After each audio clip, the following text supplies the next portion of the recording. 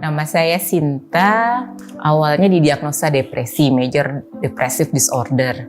Terus relapse kedua saya lupa, saya akhirnya memutuskan ke psikiater, didiagnosa bipolar disorder. Pertama kita nggak boleh diagnosa diri sendiri ya. Depresi itu efeknya beda, orang-orang kadang mikirnya sama ya, tapi gejala tiap orang beda. Kalau saya dulu tuh kayak orang sakit, bener-bener kayak nggak bisa ngapa-ngapain tuh seminggu sampai 2 minggu tuh kayak cuma di kasur aja. Suami awalnya juga mikirnya kayak ini tuh cuma dalam pikiran kamu harus banyak bersyukur aja, bersabar, dekatin diri sama Allah.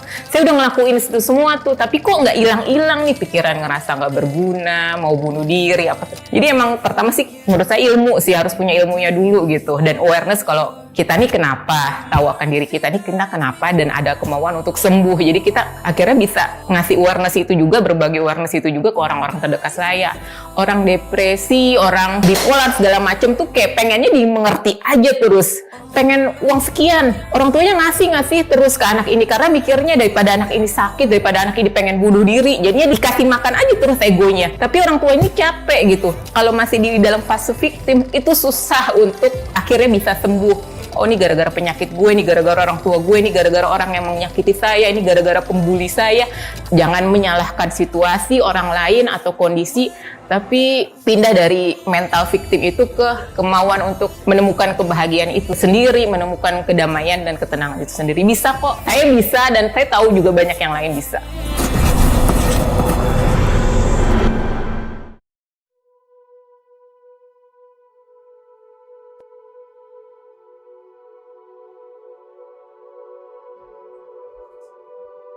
Aku berdiri mengingat kejadian semalam.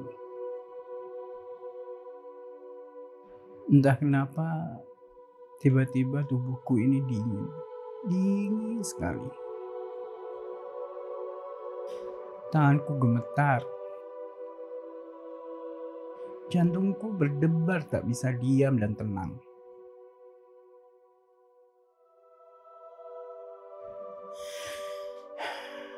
Aku berusaha menyadari ada apa ini. Akalku tidak bisa mentafsir dengan kejernihan. Aduh. Aku melihat sekeliling, tiba-tiba sosok malam itu pun hadir kembali. Rasa cemasku tak wajar. Aku seperti diteror dengan sosok itu. Sosok itu makin banyak dan menyebar. Aku semakin takut dan terbelenggu.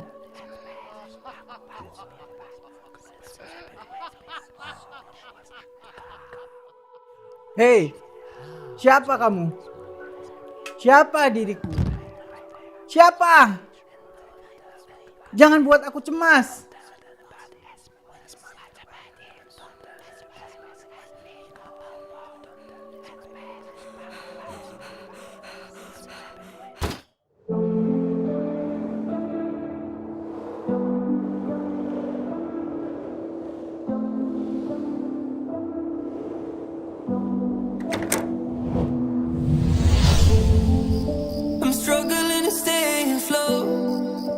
Is holding by its last thread.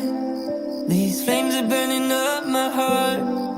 My eyes fogging up like glass. These tears roll their way to the ground. My knees up against my chest. And hope is all that I have left. So I'm calling out to you. So I'm calling out to you.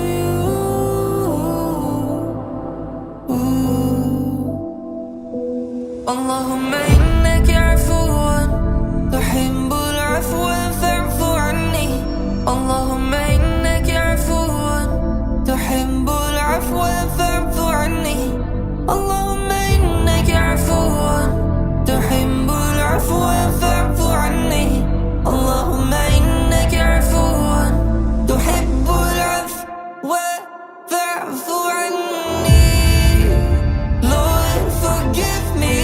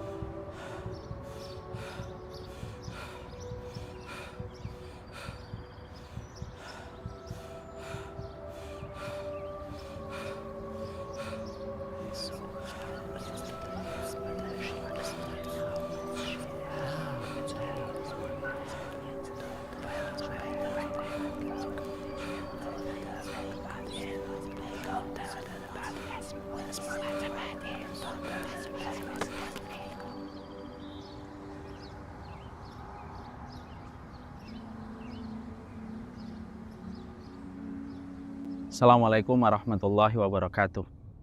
Innal hamdalillah wassalatu wassalamu ala Rasulillah wa ala alihi wa sahbihi wa man tabi'ahum bi ihsan ila yaumil qiyamah. Akhil karim wa ukhti karimah, my brother and my sister, yang semoga Allah rahmati pada kehidupan kita. Semoga Allah memberikan kepada kita kelapangan hati, jiwa yang luas, karena tidak akan membahayakan setiap masalah yang kita derita, setiap problematika yang kita hadapi, selama kita mendapatkan hati yang jauh lebih lapang daripada setiap masalah yang kita dapatkan. Depresi yang kita peroleh, frustasi yang kita rasakan, biasanya disebabkan karena hati kita lebih sempit dari setiap problematika yang kita hadapi. Fokuslah meminta kepada Allah supaya kita diberikan hati yang lapang. Tidak akan pernah membahayakan problematika dan masalah selama hati kita lapang. Tidak akan membahayakan najis kalau air itu lebih dari 2 kulah, sebagaimana kata Imam Syafi'i. Maka sejatinya kehidupan kita ini tidak ada yang perlu kita khawatirkan dari setiap problematika dan ujian yang kita hadapi, selama kita memiliki hati yang lapang, lebih besar daripada masalah yang kita dapatkan. Syukur kita kepada Allah atas seluruh nikmat yang Allah berikan kepada kita. Bersyukurlah, karena sesungguhnya kesyukuran itu melapangkan.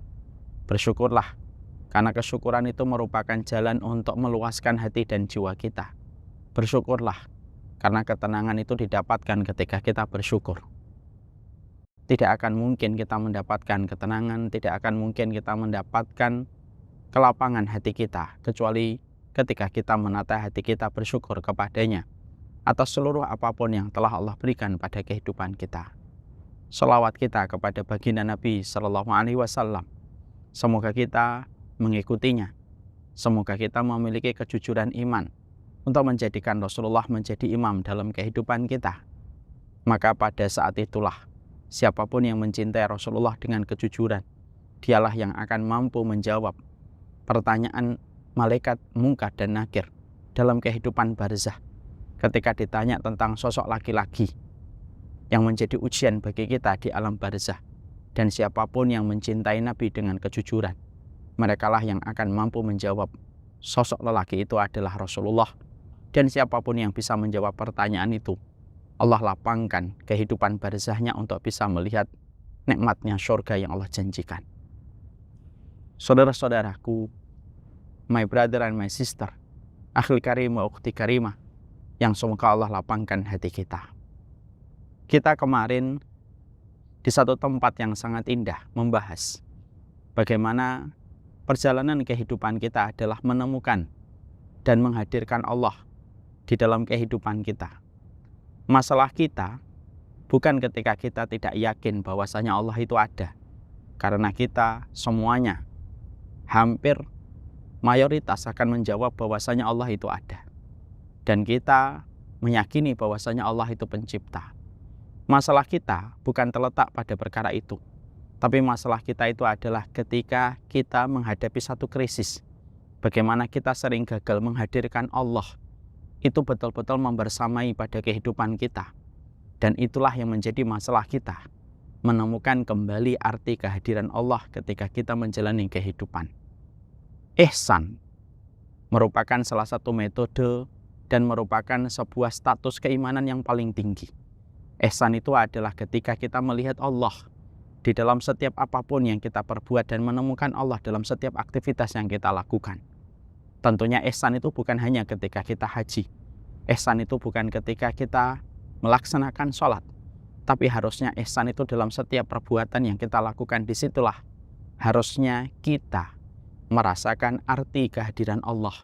Karena merasakan kembali arti kehadiran Allah dalam setiap perbuatan kita, itulah sejatinya yang membebaskan kita dari rasa takut yang meracuni pikiran dan hati serta jiwa di dalam kehidupan. Pertanyaannya adalah, tentunya bagaimana kita menemukan Allah dan kita merasakan kembali kehadiran Allah pada kehidupan kita. Maka salah satu di antara jawabannya yang harus kita perhatikan, bagaimana ketika kita mengetahui PR kita adalah kembali menghadirkan Allah pada kehidupan kita, sebagaimana yakinnya Nabi Musa bahwasanya Allah itu akan membersamainya ketika berhadapan dengan Fir'aun, sampai Nabi Musa mengatakan di dalam satu ayat yang Allah abadikan, Inna ma'iya Rabbi sayahdin, sesungguhnya Rabbku adalah memberikan kepadaku petunjuk, tidak menjadikan aku tersesat, tidak menjadikan aku sendirian, tidak menjadikan aku kesepian ketika Allah itu betul-betul membersamai apa yang dilakukan oleh Nabi Musa dan meyakini kehadiran Allah. Itulah yang menjadikan Nabi Musa tidak pernah gentar untuk menghadapi Fir'aun. Maka untuk menghadirkan rasa yakin kembali bahwasanya Allah membersamai kita, kita harus tahu, kita harus paham bahwasanya itu tidak bisa kita lakukan secara sendiri untuk mendapatkan bagaimana kita sedang berjuang untuk menemukan kembali kehadiran Allah. Kita perlu teman yang menemani kita di dalam perjalanan kita untuk menemukan Allah. Kita perlu seorang sahabat yang akan membersamai kita untuk menemukan kembali kehadiran Allah. Kita perlu teman untuk memberikan validasi rasa terhadap apa yang sedang kita rasakan ketika kita sedang berjibaku untuk menemukan kembali arti kehadiran Allah. Maaf, setinggi apapun keimanan kita, seburuk apapun kondisi kita ini perlu teman, kita perlu sahabat untuk memberikan validasi rasa atas apa yang kita peroleh, supaya ada tangan yang menggandeng kita untuk mampu menghadirkan Allah pada kehidupan kita. Saya sampaikan kepada kita sebuah kisah nyata, bagaimana setingkat Nabi Musa dengan tingkat keimanannya, itu pun masih dibantu dengan Nabi Harun. Kita menjumpai setingkat Nabi Ibrahim dengan seluruh tekad dan keimanan beliau yang membaca, beliau masih memerlukan Ismail yang membersamainya. Bahkan setingkat Rasulullah SAW sekalipun, itu pun ada Abu Bakar yang senantiasa menjadi circle utama Rasulullah di dalam perjalanan beliau ketika menegakkan dakwah Islam ke seluruh penjuru dunia. Kita perlu seseorang yang karakter mereka sebagaimana karakter Ismail bagi Ibrahim. Kita perlu sekali seseorang teman sebagaimana karakter Abu Bakar bagi Rasulullah SAW. Satu teman yang bukan hanya baik, satu teman yang sejatinya tidak hanya solih, tetapi satu teman yang mereka mampu memahami apa yang sedang kita rasakan, memberikan validasi rasa atas apa yang kita derita, lalu mereka bersabar untuk menemani kita dalam perjalanan kita kembali kepada Allah. Allah pasti takdirkan setiap orang yang sejatinya orang itu Allah hadirkan kepada kita untuk membersamai kita dan memberikan validasi rasa kepada kita. Kita tidak pernah dituntut oleh Allah. Kita tidak pernah diwajibkan oleh Allah untuk memiliki teman yang banyak. Tapi kita diwajibkan oleh Allah bagaimana kita memiliki teman yang jujur, yang akan membersamai kita untuk menemukan arti kehadiran Allah pada kehidupan kita. Seorang teman yang bukan hanya taat kepada Rabb-Nya, tapi seorang teman yang juga memberikan validasi rasa atas apa yang kita derita.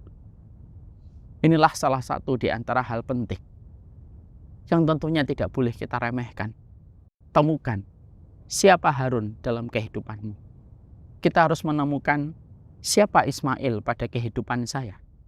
Kita harus menjumpai siapa yang berkarakter sebagaimana Abu Bakar di dalam kehidupan kita, memahami kita, mampu mendengarkan apa yang sedang kita rasakan, mampu merasakan apa yang kita ceritakan, mampu untuk menerima apa yang kita pahamkan untuk mereka, dan mereka tidak menghakimi kita, mereka tidak mendikte kita, tetapi justru merekalah yang paling paham dan merekalah yang paling sabar di dalam proses kita untuk berjibaku, di dalam proses kita memenangkan kembali hati dan pikiran kita dengan tidak dikuasai oleh berbagai macam pikiran-pikiran negatif yang ada pada kehidupan hati dan jiwa kita.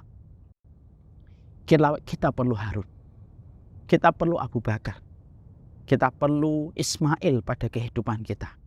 Dan itulah sejatinya yang lebih kita butuhkan daripada circle yang begitu besar di dalam kehidupan, yang sebenarnya pertemanan yang begitu luas belum tentu mereka bisa memberikan validasi rasa pada kehidupan yang sedang kita jalani. Banyak orang yang salah berprasangka. Saya harus punya teman yang banyak. Teman inilah yang nanti akan membantu saya. Allah tidak pernah meminta kita supaya memiliki teman yang banyak. Allah tidak pernah menuntut kita supaya kita memiliki circle yang luas. Kita yang terlalu banyak menuntut diri kita supaya kita memiliki circle yang luas. Kita yang terlalu menuntut bahwasanya kita harus memiliki teman yang begitu banyak. Padahal bukan itu yang kita butuhkan.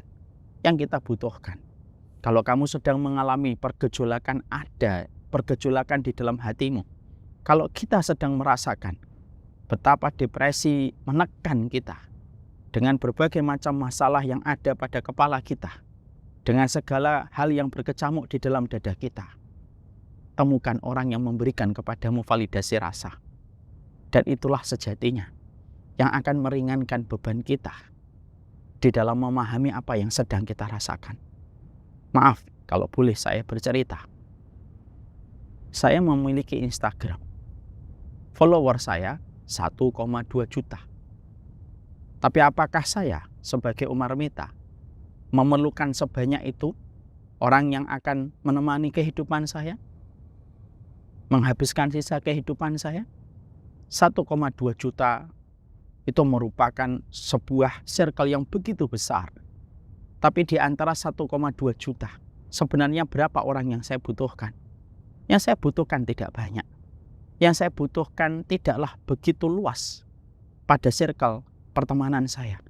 Tapi yang saya butuhkan adalah orang yang jujur memberikan validasi atas apa yang saya rasakan, atas masalah yang saya jumpai, atas problematika yang saya hadapi. Itulah yang saya lebih butuhkan daripada kuantitas teman yang begitu banyak. Tapi ternyata mereka belum tentu jujur untuk menemani kita pada setiap deburan masalah yang kita jumpai dan kita dapatkan. Kita harus ingat apa yang Allah sampaikan. Ya ayyuhalladzina amanu taqullaha wa kunu ma'as shadiqin. Wahai orang yang beriman, bertakwalah kalian kepada Allah. Bersamalah dengan orang yang jujur. Allah menyebut kata jujur di situ artinya luas. Salah satu di antara hikmah perkataan ketika Allah menyebut supaya kita dibersamai sama orang yang jujur adalah orang yang jujur melihat kita. Orang yang mereka menerima kita dengan seluruh masalah yang sedang kita jumpai. Disitulah proses kesembuhan pada diri kita akan lebih cepat terasa. Kesembuhan diri kita akan cepat kita peroleh ketika kita terus di backup, didukung, dirasakan apa yang sedang kita rasakan oleh mereka. Inilah yang menjadi salah satu hal yang mungkin kita sering remehkan, tapi ternyata berpengaruh besar pada kehidupan kita, menyembuhkan apa yang sedang kita rasakan. Harus bersama dengan orang yang betul-betul kita percaya. Setelah kita memahami bagaimana setiap masalah yang sedang kita rasakan, bagaimana kita menemukan Harun untuk kita, menemukan Abu Bakar untuk kita, dan menemukan Ismail untuk kita. Sekarang pembicaraan kita berlanjut. Tentunya di dalam proses kita untuk menemukan kelapangan pada kehidupan kita, keteduhan pada jiwa kita, setelah kita menyelesaikan bagaimana kewajiban kita untuk mencari kualitas pertemanan yang memberikan validasi rasa atas seluruh yang kita rasakan, atas amarah yang kita dapatkan, atas kekecewaan yang kita rasakan pada hati kita, maka yang berikutnya adalah bagaimana kita harus betul-betul mampu selain menghadirkan Allah membersamai pada kehidupan kita, kita ini harus betul-betul mampu untuk membebaskan penjara-penjara hati yang ada pada jiwa kita. Tahukah kita, secara sederhana, manusia dengan penjara hatinya dan penjara pikirannya terbagi menjadi 4 orang atau 4 kelompok. Ada manusia yang terpenjara fisiknya, tetapi hatinya, pikirannya bebas, berkeliaran, berkelana kemanapun tempat yang dia cintai dan dia sukai. Walaupun dia ada di dalam penjara, tetapi pikirannya begitu jauh kemana-mana. Mungkin dia dipenjara fisiknya, tetapi tidak bisa dipenjara pikirannya. Ada yang kedua, ada manusia yang mereka ternyata fisiknya bebas. Mereka di luar, mereka tidak berada di antara sel-sel penjara yang sempit. Tapi ternyata pikirannya terpenjara, yang menyebabkan dia tidak bisa tersenyum, yang menyebabkan dia tidak bisa tidur, yang menyebabkan kekecewaan yang membuat dia merasa tegang pada hidupnya. Bukan karena penjara fisik yang membatasi dirinya, tetapi karena lebih kepada penjara pada hatinya, pada jiwanya yang memenjarakan dia. Dan itulah yang menjadikan hidupnya penuh dengan kegelisahan ketika selalu merasa terbatas pada hidupnya. Ada yang ketiga, ada yang mereka itu terpenjara fisiknya, terpenjara pikirannya. Ada pula yang keempat, ada yang mereka bebas fisiknya sebagaimana bebas pikirannya. Ketika mereka tidak terpenjara oleh apapun, sehingga mereka merasakan ketenangan pada setiap kehidupan yang mereka lewati. Inilah yang menjadikan kita faham. Inilah yang menjadikan kita mengerti. Ketika kita memahami, yang menjadikan kita mendapatkan berbagai macam pemicu perkara yang bisa menjadi sebab kita merasakan mental illness. Adanya penjara pada hati kita, penjara pada pikiran kita. Maka tentunya, kalau kita melihat kasus-kasus yang terjadi di masyarakat, ataupun yang terjadi pada orang yang kita kenal, ada orang-orang yang mereka terpenjara dalam beberapa hal.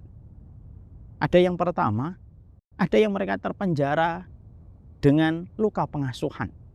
Ketika mereka memendam nama yang mereka benci, ketika mereka pernah terkecewakan oleh bapaknya, ketika merasa bapaknya pilih kasih, di dalam masa tumbuh kembangnya dia ketika hidup pada satu keluarga. Luka itu dia pendam di dalam dirinya. Tanpa dia sadari, kebencian dia kepada bapaknya memenjarakan dirinya. Dia merasa ketika dia tidak memperdulikan bapaknya, itu merupakan cara yang paling tepat untuk membalas apa yang pernah dilakukan bapaknya. Tapi ternyata balas dendam kepada orang tua itu tidak pernah memberikan solusi. Pernah kalian mendapatkan orang yang balas dendam kepada orang tuanya, mereka mendapatkan kebaikan dan kemudian hidup? Tidak pernah. Tapi pada dasarnya, banyak penjara. Dan di antara penjara yang paling banyak membuat luka pada kehidupan, yaitu adalah penjara ketika manusia terpenjara dengan luka pengasuhan pada dirinya, yang menjadikan akhirnya, ketika mereka terpenjara dengan luka pengasuhan, itulah yang memadamkan kebaikan pada hidupnya. Itulah yang membuat konslet pada pelita hidupnya. Ketika setiap waktunya dia tidak pernah menyelesaikan sebuah dendam, kesumat pada hatinya terhadap orang tuanya. Ada pula di antara penjara yang kita dapatkan dari orang-orang yang ada yang pernah dijumpai. Mungkin di antara kita ada yang dipenjara dengan rasa cinta yang tidak berbalas. Cinta yang bertepuk sebelah tangan. Cinta tak sampai. Ketika di dalam kehidupannya merasakan rasa cinta kepada seseorang, lalu ketika cintanya mengalami satu hambatan melalui terjal batu yang dihadapi, lalu bukannya dia mencari obat pengganti dari seseorang yang bisa menggantikan orang yang pernah membuat dia bertepuk sebelah tangan, dia memendam kekecewaan pada hidupnya, menyimpan nama itu menjadi sebuah harapan, menghidupkan nama itu dalam sebuah fantasi, merasa ketika dia hidup pada fantasi, pada perempuan dan pada laki-laki yang dia pernah cintai, dia terpenjara dengan memorinya. Lalu tanpa sadar, satu persatu kehidupannya akhirnya rusak. Hanya karena dia tidak bisa membedakan mana fantasi, rasa cintanya yang tidak mendapatkan balasan ketika bertepuk sebelah tangan, tetapi disebabkan karena dia membiarkan masalah itu dan akhirnya menggerogoti kehidupan dirinya. Saya pernah kaget membaca dalam satu riwayat bagaimana ada seseorang begitu kurus dilihat oleh Ibnu Abbas. Lalu Ibnu Abbas ketika melihatnya dalam kondisi yang mengenaskan, begitu kurus, ibarat kata tinggal tulang dan kulit yang menempel pada dirinya, maka Ibnu Abbas Seorang ulama di antara para sahabat bertanya, ini kenapa ini? Apa penyakit yang dia derita? Sampai kondisinya sedemikian mengenaskan. Maka pada saat itu dijawab, dia tersengat oleh rasa cinta yang tidak terbalaskan. Ketika Ibnu Abbas mendapatkan itu, maka langsung tangan Ibnu Abbas itu diangkat menuju kepada Rabb-nya, menuju kepada Tuhannya, yaitu Allah. Maka beliau berlindung diri, ya Allah, aku berlindung diri dari rasa cinta yang menyengsarakan pada kehidupan. Ada di antara kita, jujur, kita hidup pada fantasi tentang nama yang kita puja. Kita simpan pada hati kita, tanpa kita merasa bahwasanya akhirnya kita menjadi budak atas nama itu. Hari-hari ke depan, dilalui dengan kelesuan, dilalui dengan kesedihan, ketika dia tidak bisa membedakan mana realita dan mana fantasi. Ketika terpenjara oleh perasaan yang semacam itu. Tidaklah salah kalau kita menjumpai Ibnu Abbas sampai mengatakan, aku berlindung diri dari rasa cinta yang menyengsarakan. Ada di antara manusia yang terpenjara dengan rasa takut yang berlebihan. Ketika merasa ketakutan sebagaimana yang saya terangkan kemarin. Ada di antara manusia yang terpenjara dengan ekspektasi orang-orang di sekitarnya. Dia terpenjara dengan ekspektasi istri kepada dirinya. Ketika dia ingin menjadi sosok perfect bagi istrinya. Lalu setiap waktunya, apa yang dilakukan hanya ingin memuaskan istrinya. Ada yang terpenjara dengan ekspektasi orang tuanya. Dari semenjak dia sekolah SD, bagaimana dia bisa mendapatkan beasiswa, berlanjut ke sekolah SMP, dengan harapan-harapan yang terus ditanamkan sama orang tua. Bahkan orang tuanya tidak mentolerir masalah-masalah yang didapatkan, yang menyebabkan dia tidak mendapatkan beasiswa. Maka harapan-harapan itu akhirnya menjadi batu yang besar, menindihnya, dan menjadikan akhirnya dia tertimpa dengan banyak masalah kejiwaan. Karena batu, harapan dan ekspektasi yang dia peroleh sepanjang dia hidup, menjadikan terhimpit. Dia tidak punya suara untuk menyampaikan kepada bapak dan ibunya. Tetapi dia juga tidak punya suara bagaimana menyampaikan rasa berat yang dihadapi di balik setiap ekspektasi dan harapan yang diberikan orang tua. Akhirnya dia terpenjara dengan ekspektasi itu. Ada di antara kita yang terpenjara dengan sebuah ekspektasi dari pasangan kita tanpa kita rasa, tanpa kita mengetahui perasaan berlebihan terhadap pasangan kita dengan sebuah harapan yang berlebihan menjadikan sering kita kecewa. Setiap melihat istri menjadi kecewa. Setiap melihat suami menjadi kecewa. Karena ekspektasi itu telah memenjarakan dirinya. Dia lupa menikah itu bukan mengejar kesempurnaan. Dia lupa bahwasanya menikah tidak pernah menjanjikan kepuasan. Ketika dia melupakan itu, maka akhirnya dia terpenjara oleh perasaannya. Dia marah ketika sang suami melakukan sedikit kesalahan. Dia kecewa ketika istrinya sedikit melakukan khilaf pada kehidupan mereka berumah tangga tanpa dirasa olehnya. Ekspektasi berlebihan kepada pasangan hati kita dan pasangan jiwa kita pun memenjarakan kita. Ada pula yang terpenjara dengan dendam kesumat.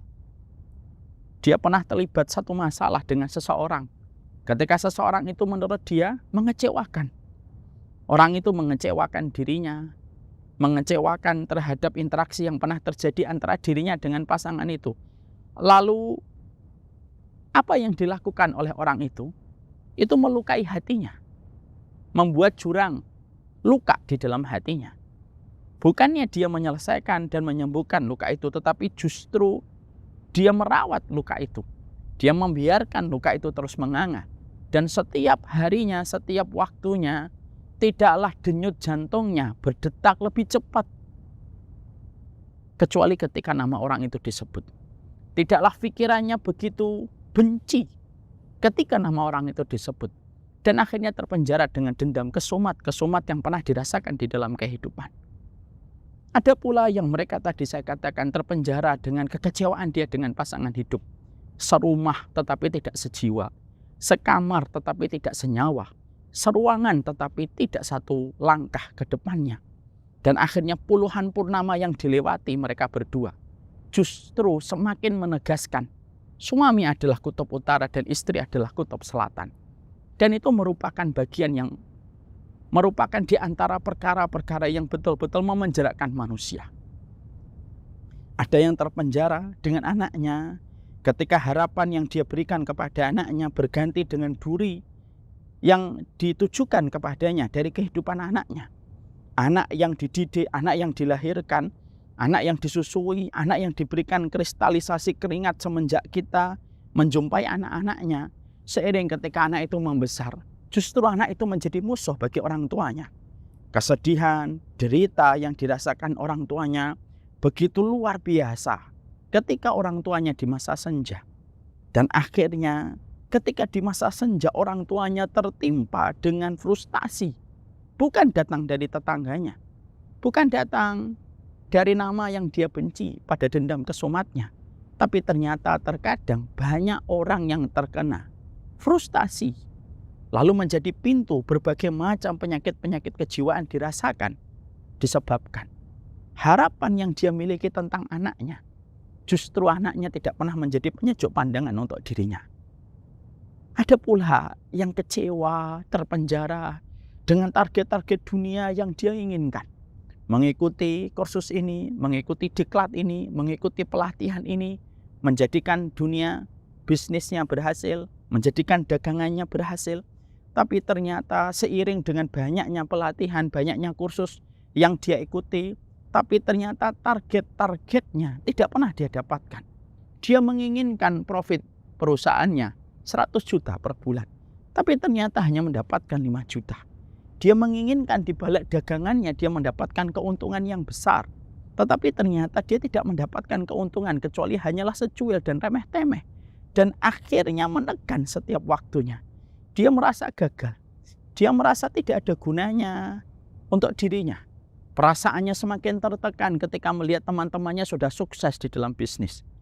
Perasaannya begitu ketakutan ketika mendengar acara temu alumni, ketika dia merasa bahwasanya kehidupan dia tidak ada yang bisa dibandingkan dengan kehidupan teman-temannya yang telah sukses. Melihat dirinya dari kacamata orang lain, dengan kesuksesan bisnis yang telah dimiliki, dan akhirnya dia terpenjara, dia malu, dia sungkan, dia tidak mau berjumpa dengan teman-temannya, hanya untuk menjadi pelarian dari setiap masalah ketika ekspektasi dunianya tidak sesuai dengan apa yang dia inginkan. Padahal kita paham, tidak setiap orang yang mencari dunia diberikan oleh Allah sesuai dengan apa yang dia cari. Ada pula yang terpenjara. Bagaimana manusia itu terpenjara dengan ketakutan dia menghadapi komentar manusia. Dia khawatir dengan komentar manusia, penilaian manusia. Lalu akhirnya menjadikan dia selalu menjaga dirinya, supaya senantiasa dirinya itu tampak begitu sempurna di mata orang lain atau di sisi yang lainnya. Karena dia khawatir, dia terpenjara dengan penilaian orang. Akhirnya dia menutup diri dalam sunyi dan akhirnya kecewa, membuncah di dalam pengalaman hidupnya yang dirasakan ketika dia pernah mendapatkan bulian demi bulian pada kehidupan mereka. Inilah penjara. Penjara, akhi. Penjara, wahai saudaraku. Kalau engkau umurnya 60, ini penjara, nak. Kalau engkau umurnya 30 tahun, ini penjara, akhi, saudaraku. Kalau engkau umurnya 50 tahun dan merasakan apa yang tadi saya sampaikan, ini penjara, abangku. Penjara yang ada pada diri kita. Yang mana penjara inilah yang menekan kita. Inilah penjara yang mengubur kehidupan kita. Sulit kita meraih ketenangan. Sulit kita merasakan kebahagiaan. Bukan karena bahagia itu dibagikan oleh Allah secara pilih kasih. Bukan. Tidak. Allah tidak pernah memberikan kebahagiaan secara pilih kasih. Setiap orang, setiap manusia memiliki hak yang sama untuk bahagia. Tapi terkadang gagalnya kita ketika tidak bisa mendapatkan kebahagiaan disebabkan karena kita membiarkan penjara itu ada di dalam hati dan pikiran kita. Akhirnya fisik kita bisa melalang buana kemanapun, tetapi penjara hati, penjara pikiran itu tetap dimanapun kita berada. Kita masih berada pada penjara itu. Ketika kita ke gunung, Justru di gunung itu kita merasakan penjara pikiran kita. Kita pergi ke sungai, kita pergi ke dataran rendah, kita tetap merasakan penjara itu. Tetap kita kecewa dengan pasangan kita, tetap kita benci kepada bapak kita. Karena penjara hati itu, kemanapun kita pergi, penjara hati itu tetap ada. Penjara pikiran itu tetap ada. Dan kita ketika merasakan apa yang sedang kita derita, kita harus jujur betul. Kita ini harus jujur betul. Bagaimana ketika kita merasakan penjara pada hati kita, maka kita betul-betul harus mengetahui kebahagiaan itu. Ketika kita mampu merasakan, betul tidak kita merasakan penjara pada hati kita. Kalau memang kamu, kalau memang kalian, kalau memang saya, iya saya punya penjara itu. Jujur, mari kita jujur. Mari kita buka diri kita. Apakah penjara itu memang ada? Kalau ada di antara kalian yang masih menyimpan dendam tentang nama seseorang, akui saja itu penjara hatimu. Kalau ada di antara kita yang terus memberikan ekspektasi kepada pasangan kita, maka jujur aku itulah penjara dalam kehidupan kita. Dan kita ketika merasakan bahwasanya memang ada penjara di dalam pikiran kita, selain kita harus menemukan arti kehadiran Allah di dalam kehidupan kita, selain kita harus menemukan Harun dalam perjalanan kita untuk memberi validasi rasa pada hati kita, yang berikutnya adalah bebaskan penjara-penjara yang selama ini mengurung kita di dalam pikiran kita. Bebaskan diri kita dari penjara-penjara yang selama ini membatasi pikiran kita.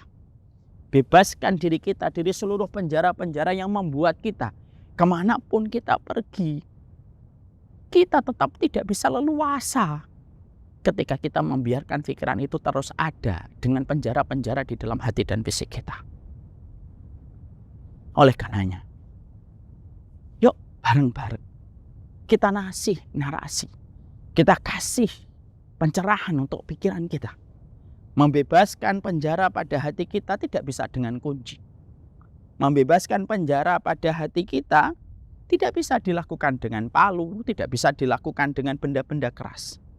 Tapi membebaskan pikiran yang ada pada diri kita ketika terpenjara dengan pikiran-pikiran yang tadi kita sebutkan satu persatu, yaitu adalah bagaimana kita memberikan pencerahan untuk hati kita. Untuk membebaskan pikiran kita dari penjara itu. Karena tidak ada yang bisa membuka gemboknya pada penjara hati kita dan pikiran kita, kecuali kita memberikan narasi yang tepat. Sehingga terbebaslah kita dari penjara itu. Hidup itu dimulai bukan hanya ketika lahir. Hidup itu dimulai bukan hanya ketika kita balik. Hidup itu dimulai bukan hanya ketika kita menikah. Hidup itu ketika dimulai pada saat kita menyadari ada penjara di dalam pikiran saya. Dan dia membebaskan pikiran itu dari yang memenjarakannya. Dan menjadikan dia sebagaimana burung yang terbang bebas kemanapun yang dia suka. Sekarang mari kita coba bareng-bareng menghayati, menyelami sebuah narasi untuk membebaskan kita dari satu penjara dan satu penjara yang ada di dalam pikiran kita. Kita mulai dari di antara kita ketika terpenjara dengan luka pengasuhan. Saudaraku yang sedang berjibaku dengan luka pengasuhan, saya merasakan apa yang kalian rasakan. Saya memahami apa yang kalian sedang derita. Saya bersyukur betul. Saya memiliki orang tua yang memberikan cinta dan kasih sayang yang cukup, yang membuat saya terus mengenang nama mereka dan mengenang memori mereka dengan kondisi yang baik dan manis. Tapi saya juga merasakan kalau ada di antara saudara-saudara saya yang sekarang terpenjara dengan luka pengasuhan, tidaklah disebut nama ibu, kecuali yang tergambarkan adalah kekurangan. Tidaklah disebut nama seorang bapak, kecuali yang disimpan itu adalah sebuah memori yang buruk. Maka untuk kalian yang hari ini masih terpenjara dengan luka pengasuhan, kita harus paham, memang orang tua kita terkadang tidak sempurna sebagaimana yang kita inginkan. Memang orang tua kita terkadang tidak sesempurna yang kita inginkan. Tapi sadar tidak? Kadang-kadang orang tua kita juga mengalami masa sulit dan masa berat. Yang terkadang masa sulit dan masa berat yang mereka lewati tidak semuanya diceritakan mereka kepada kita. Rasakan kesulitan mereka. Rasakan kesukaran hidup yang mereka jumpai, batu kerikil yang melukai mereka di dalam membesarkan kita. Yang mana kerikil-kerikil tajam yang pernah melukai bapak dan ibu kita, mungkin kita tidak tahu. Karena kita mungkin sudah punya kesibukan di dalam kehidupan kita.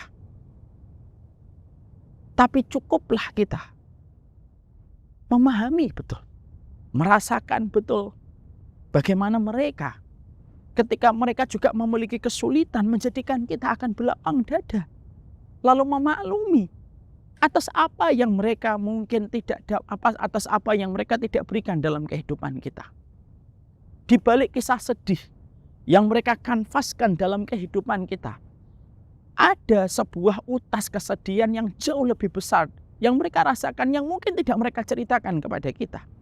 Berapa banyak bapak-bapak datang ke rumahnya membawa senyuman, tetapi tanpa kita lihat dengan mata kita, di balik punggungnya ada puluhan tusukan dari pisau yang menghujam ke punggungnya tanpa dia ceritakan kepada anaknya.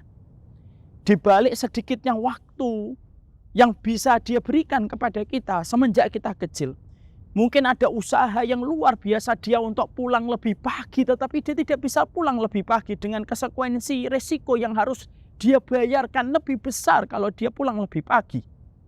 Di balik setiap mobil-mobil sederhana yang dia miliki, di balik mobil-mobil yang dia ambil dari potongan-potongan dahan, lalu dibuatkan kepada kita ketika tidak bisa membelikan mobil remote control, tahukah kita?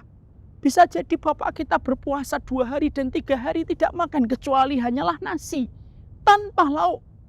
Hanya untuk bisa memberikan yang terbaik kepada kita walaupun itu hanyalah mainan yang sederhana. Di balik kekecewaan yang sering kita benarkan ketika kita membenci bapak kita, sadarkah kita?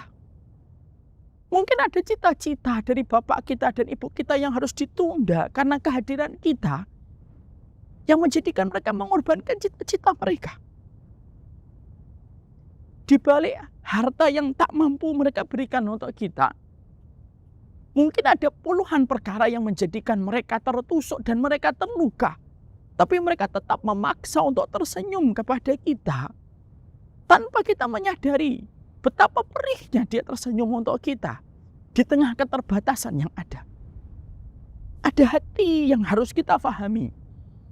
Ada jiwa yang harus kita mengerti lebih lapang. Tidak ada hati yang paling harus kita sayangi dan harus kita fahami kecuali adalah ibu yang telah meneteskan air susunya pada kehidupan kita. Ada hati yang harus kita fahami. Bukan hanya untuk membenarkan sikap kita untuk membenci, tapi ada hati yang harus kita fahami dan harus kita mengerti ketika dia telah memberikan kristalisasi keringat pada kehidupan kita.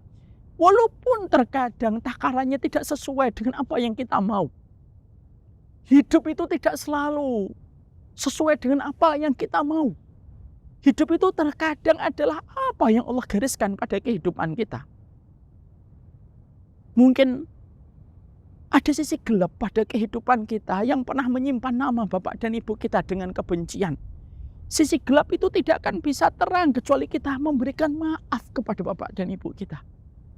Kalaulah kita tidak bisa memberikan maaf kepada bapak dan ibu kita, padahal darahnya mengalir dalam kehidupan kita, padahal jantung kita pernah berdetak bersama dengan jantung ibu kita selama 9 bulan, lalu ternyata kita selalu mengatakan saya tidak bisa memaafkan ibu saya dan tidak bisa memaafkan bapak saya.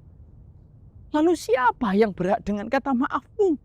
Kalau orang yang telah memberikan darahnya kelahiran kita, yang telah merelakan kehidupan mereka dengan cita-cita yang mereka kubur dengan kehadiran kita, lalu ternyata tidak bisa memberi maaf untuk mereka dan menjadi kegelapan untuk hati kita. Ada hati yang harus kita menangkan. Hati ketika kita berusaha menenangkan untuk tetap memberikan senyuman kepada orang tua kita. Maafkan bapak dan ibumu. Maafkan bapak dan ibumu. Walaupun terkadang mereka tidak bisa membahagiakan kita. Bukan karena mereka sengaja. Tapi itulah jatah takdir yang Allah berikan kepada mereka dengan kesulitan. Jangan kamu bandingkan bapakmu dengan bapak seseorang. Jangan kamu bandingkan ibumu dengan ibu seseorang. Setiap orang memiliki garis takdir yang berbeda. Karena bisa jadi kesulitan yang dirasakan bapak kita tidak sama dengan kesulitan yang dirasakan oleh bapak teman yang membuat kita kagum kepadanya. Jangan. Relakan. Karena memang sejatinya orang tua kita tidak bisa memuaskan kita karena mereka bukan alat pemuas dalam apa yang kita inginkan. Lupakan kesalahan mereka, kubur kesalahan mereka. Bukankah uban yang telah tumbuh pada rambut mereka menjadi peringatan untuk kita bahwasanya waktu kita bersama dengan mereka tinggal sebentar lagi. Berikan khidmah yang terbaik. Bagaimanapun kita pernah hidup di dalam rahim ibu kita 9 bulan tidak akan mampu dibayarkan oleh apapun. Tidak mampu diwakili dengan mobil, tidak mampu diwakili dengan rumah, tidak mampu diwakili dengan uang segepok yang kita bayarkan. Ridho kepada bapak dan ibu kita. Karena orang yang pertama kali memegang kotoran kita tanpa ada rasa jijik, itu adalah ibu dan bapak kita. Orang yang pertama kali menggendong kita di tengah malam ketika kita menangis. Lalu kita tetap digendong olehnya walaupun dia harus meninggalkan tempat tidur yang sangat nikmat ketika tengah malam di tengah keletihan dia. Menjalani 1 hari dengan berbagai macam masalah yang dia jumpai. Dia tetap bangun dan menggendong kita. Bukankah itu adalah ibu dan bapak kita? Memaafkan ibu dan bapak kita. Itu sebenarnya kita sedang merapikan kualitas kehidupan kita. Berbuat baik kepada mereka bukan karena semata-mata untuk mereka. Tapi ketika kamu berbuat baik kepada mereka, kamu putus itu. Mata rantai luka pengasuhan berhenti kepada dirimu. Itu pada dasarnya kamu sedang membuka pintu tengahmu surga untuk menuju kepada rahmat-Nya Allah. Berbuat baiklah kepada mereka, lupakan kesalahan mereka, kubur kesalahan mereka. Karena sejatinya itu kembali kualitasnya untuk kita. Bukankah anak-anak kita Allah akan berikan kepada kita persis sebagaimana kita memperlakukan orang tua kita. Kalau kita, saudaraku, anakku, abangku, bapak dan ibuku, kalau kita sulit sekali untuk memaafkan orang tua kita dengan segenap perasaan yang kita miliki untuk membenarkan sikap kita. Jangan salahkan anakmu. Tidak akan gampang memaafkan dirimu. Hanya disebabkan ketika kamu pun sulit memaafkan kesalahan dan kekurangan mereka. Hidup itu tidak selamanya tentang masa muda. Ada masa tua yang pasti kita akan jumpai dan ada masa senja yang pasti kita akan datangi. Dan itu tidak akan bisa kita dapatkan kecuali adalah dengan kebaikan, kecuali kita berbuat baik kepada orang tua kita. Karena jelas datang sebuah ketentuan dari baginda Nabi, guru kita tercinta. Tidak akan bahagia orang yang tidak pernah membahagiakan orang tuanya. Berbuat baik kepada mereka adalah tanda cinta untuk mereka. Memaafkan kesalahan kita. Karena arti ketulusan mencintai orang tua itu bukan masalah tentang kepuasan yang kita dapatkan. Tetapi mencintai mereka dan memaafkan kesalahan mereka itu bicara tentang keridhaan dari Allah. Mereka bukan malaikat yang sempurna. Mereka juga bukan pahlawan yang kita bisa andalkan setiap waktunya. Karena bagaimanapun mereka tetap manusia laki-laki biasa dan ibu biasa.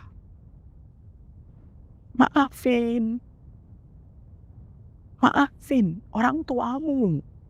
Jangan biarkan penjara hati kita mengendalikan pikiran kita, menjadikan kita terus mengenang nama orang yang kita benci, dan betapa menyedihkan dan ironisnya kalau orang yang kita benci itu adalah bapak dan ibu kita. Bukankah kita juga akan merasakan ketika kita menjadi orang tua? Putus mata rantai ini cukup di kita. Sebesar apapun kekecewaan yang pernah kita rasakan, mungkin ada di antara kalian yang merasa, saya dipilih, saya dijadikan pilih kasih, saya tidak diberikan yang terbaik. Mungkin ada di antara kita yang merasa bahwasanya dia tidak mendapatkan apa yang dia inginkan. Mungkin itulah ujian di dalam kehidupan kita. Karena pada dasarnya, hidup itu adalah ujian. Ada yang diuji dengan suami, ada yang diuji dengan istri, ada yang diuji dengan pekerjaannya. Tapi tidak sedikit di antara kita yang diuji dengan orang tuanya. Ada orang tua yang terkadang begitu sulit untuk menerima masukan dari kita. Ada di antara orang tua kita yang memaksakan kehendaknya untuk kita. Iya, saya juga ngerti. Tapi bukankah apapun yang kita relakan untuk mereka, Allah yang membalas? Bukankah ada Allah yang tidak pernah menyia-nyiakan perbuatan ketika seorang anak berbuat baik kepada orang tuanya? Bukankah ada Rasulullah yang mengatakan, ada kebaikan yang dibalas di dunia, tidak dibalas di akhirat. Ada kebaikan yang tidak dibalas di dunia tetapi dibalas di akhirat. Tapi ada kebaikan yang dibalas kontan oleh Allah di dunia dan di akhirat, yaitu kebaikan kita kepada orang tua kita. Karena inilah sejatinya yang harus selalu kita tanamkan pada kehidupan kita. Inilah yang menjadikan kita berdamai untuk menemukan penjara ini. Ridhokah kita untuk terus membenci orang tua kita? Walaupun mereka telah berkalang tanah di dalam kuburnya pun masih kita benci. Lalu tidak kita ceritakan kisah kehidupan mereka kepada anak-anak kita. Lalu kita mengatakan sama anak-anak kita, orang tua Abi, orang tuanya Papa, orang tuanya Mama, begini dan begitu. Sampai kapan kita akan menyimpan kebencian ini? Dan apakah kita tidak merasa begitu berharga kehilangan pintu tengahnya kita di surga? Apakah kita tidak merasa kehilangan ketika nanti anak kita akan mencontoh apa yang kita lakukan kepada orang tua kita? Maafkan orang tua kita. Maafkan orang tua. Maafkan orang tua. Kalau memang kamu tidak bisa memberikan maafmu karena mereka, setidaknya berikan maafmu kepada orang tuamu semata-mata karena Allah.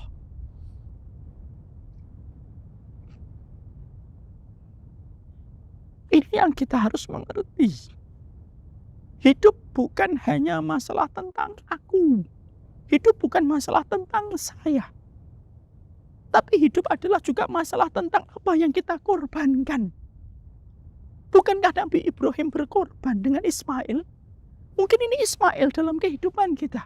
Mengorbankan apa yang kita rasakan. Walaupun marah, walaupun kecewa, walaupun kamu memiliki 100 dalil dan 100 bukti untuk membenarkan perasaan bencimu kepada orang tua, jangan kamu pakai itu. Maafkan mereka. Berhentilah apa yang ada pada kehidupan ini ketika kita terluka dengan perasaan kita itu berhenti pada diri kita. Berhenti di diri kita. Supaya kita mendapatkan kehidupan akhirat dan dunia yang lebih baik. Orang tua kita mungkin tidak sebagaimana kita hari ini.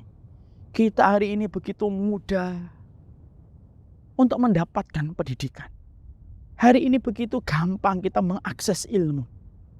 Hari ini kita berada pada zaman ketika orang itu bekerja apa saja, baik yang online, baik yang di dalam rumah untuk mendapatkan rezeki. Dan itu berbeda mungkin pada tahun 80-an atau 90-an ketika orang tua itu mendidik kita. Dan ketika mereka membesarkan kita. Ya Allah.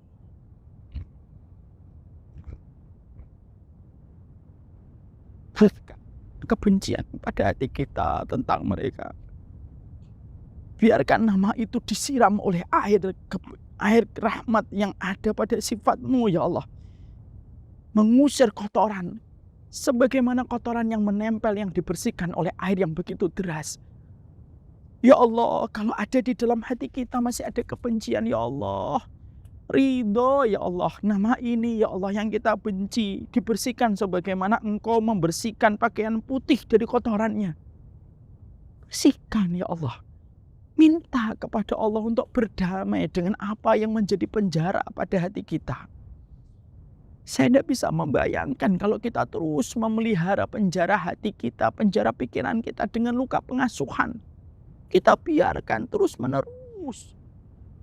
Dan kita jadikan itu memenjarakan pikiran kita. Kita terlupa dengan kebaikan mereka, tetapi yang kita ingat adalah kekurangan mereka. Terus menerus sampai kapan kita akan mempertahankan ini dalam kebencian?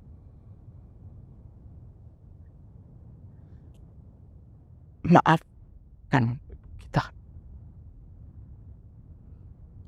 Maafkan Bapak kita. Mungkin Bapak kita pernah salah. Mungkin Bapak kita pernah punya kekurangan. Tapi sejatinya mereka adalah orang yang pertama kali berbuat baik pada kehidupan kita ketika kita lahir di dunia. Itu satu hal yang tidak perlu kita ragukan. Merekalah yang melihat kita pertama kali.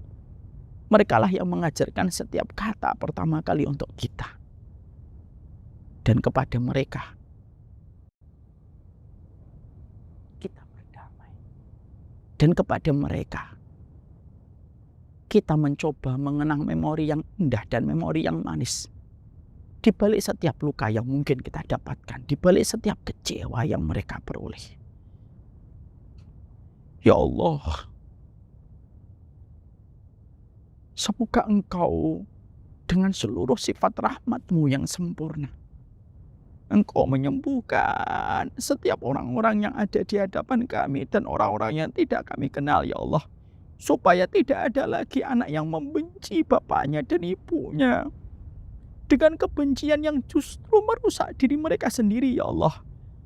Ya Allah, semoga setiap orang yang mendengar kata-kata ini, ya Allah, ketika ada nama seorang ibu yang dia hujat hanya karena perlakuan ibunya yang tidak sesuai dengan apa yang dia inginkan, ya Allah, sembuhkan lukanya, ya Allah. Sembuhkan kecewanya, ya Allah. Dan gantikanlah dengan hati yang lapang supaya dia mendapatkan kelapangan hati dari anaknya. Ya Allah, kalau ada di antara orang-orang yang ada di hadapan kami, ya Allah, ada orang yang terbakar emosi ketika mendengar nama bapaknya disebut dan terbakar emosinya ketika mendengar nama ibunya disebut, ya Allah. Padamkan api kemarahan yang ada di dalam hatinya, ya Allah. Karena sesungguhnya membenci orang tua risikonya terlalu besar pada kehidupan kelak kami di akhirat, yaitu bersinggungan dengan risiko neraka yang Engkau ancamkan untuk kami, ya Allah. Maafkan, ya Allah. Ridhoi kehidupan kita. Dan inilah yang menjadikan kita memahami betul. Penjara yang sering memenjarakan kita menimbulkan banyak turunan-turunan penyakit kejiwaan dalam kehidupan. Ternyata bersinggungan dengan kata luka pengasuhan yang tidak pernah terselesaikan. Sampai kapan kita menyimpan nama orang tua kita dalam kebencian? Maafkan. Mungkin ini bukan perkara yang ringan. Tapi demi Allah, memaafkan orang tua pasti berakhir manis. Entah besok, entah lusa, entah kelak dalam kehidupan di akhirat. Buka hatimu, buka jiwamu. Ambil nama orang tuamu yang sedang kamu benci. Kamu keluarkan. Dengan izin Allah Subhanahu wa Ta'ala.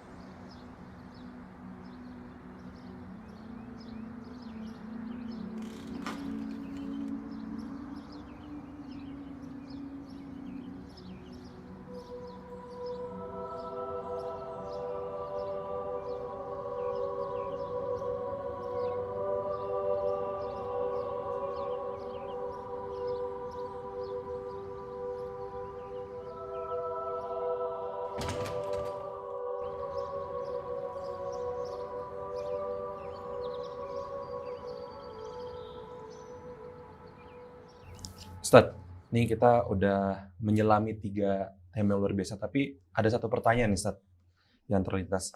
Apakah dengan mengenal Allah dan mengimani Allah dan mengaplikasi dalam hidup bisa mengobati nih para teman-teman di sana yang memiliki mental health issues, Ustadz? Jadi gini, Mas Torik. Ada 3 kebodohan yang paling dikecam di dalam agama. Kita bicara agama ya. Bagaimanapun hidup tidak boleh lepas dari agama. Kita tidak boleh menjadi sekuler. Karena orang yang sekuler itu naasnya dan tragisnya kalau dia mati, siapa yang akan membela dia? Betul ya? Iya, Kalau saya membela Rasulullah, saya masih punya harapan akan dibela oleh Rasulullah. Tapi kalau saya membela sekulerisme, kalau saya mati, siapa yang membela sekulerisme? Nah, itu yang harus kita renungkan.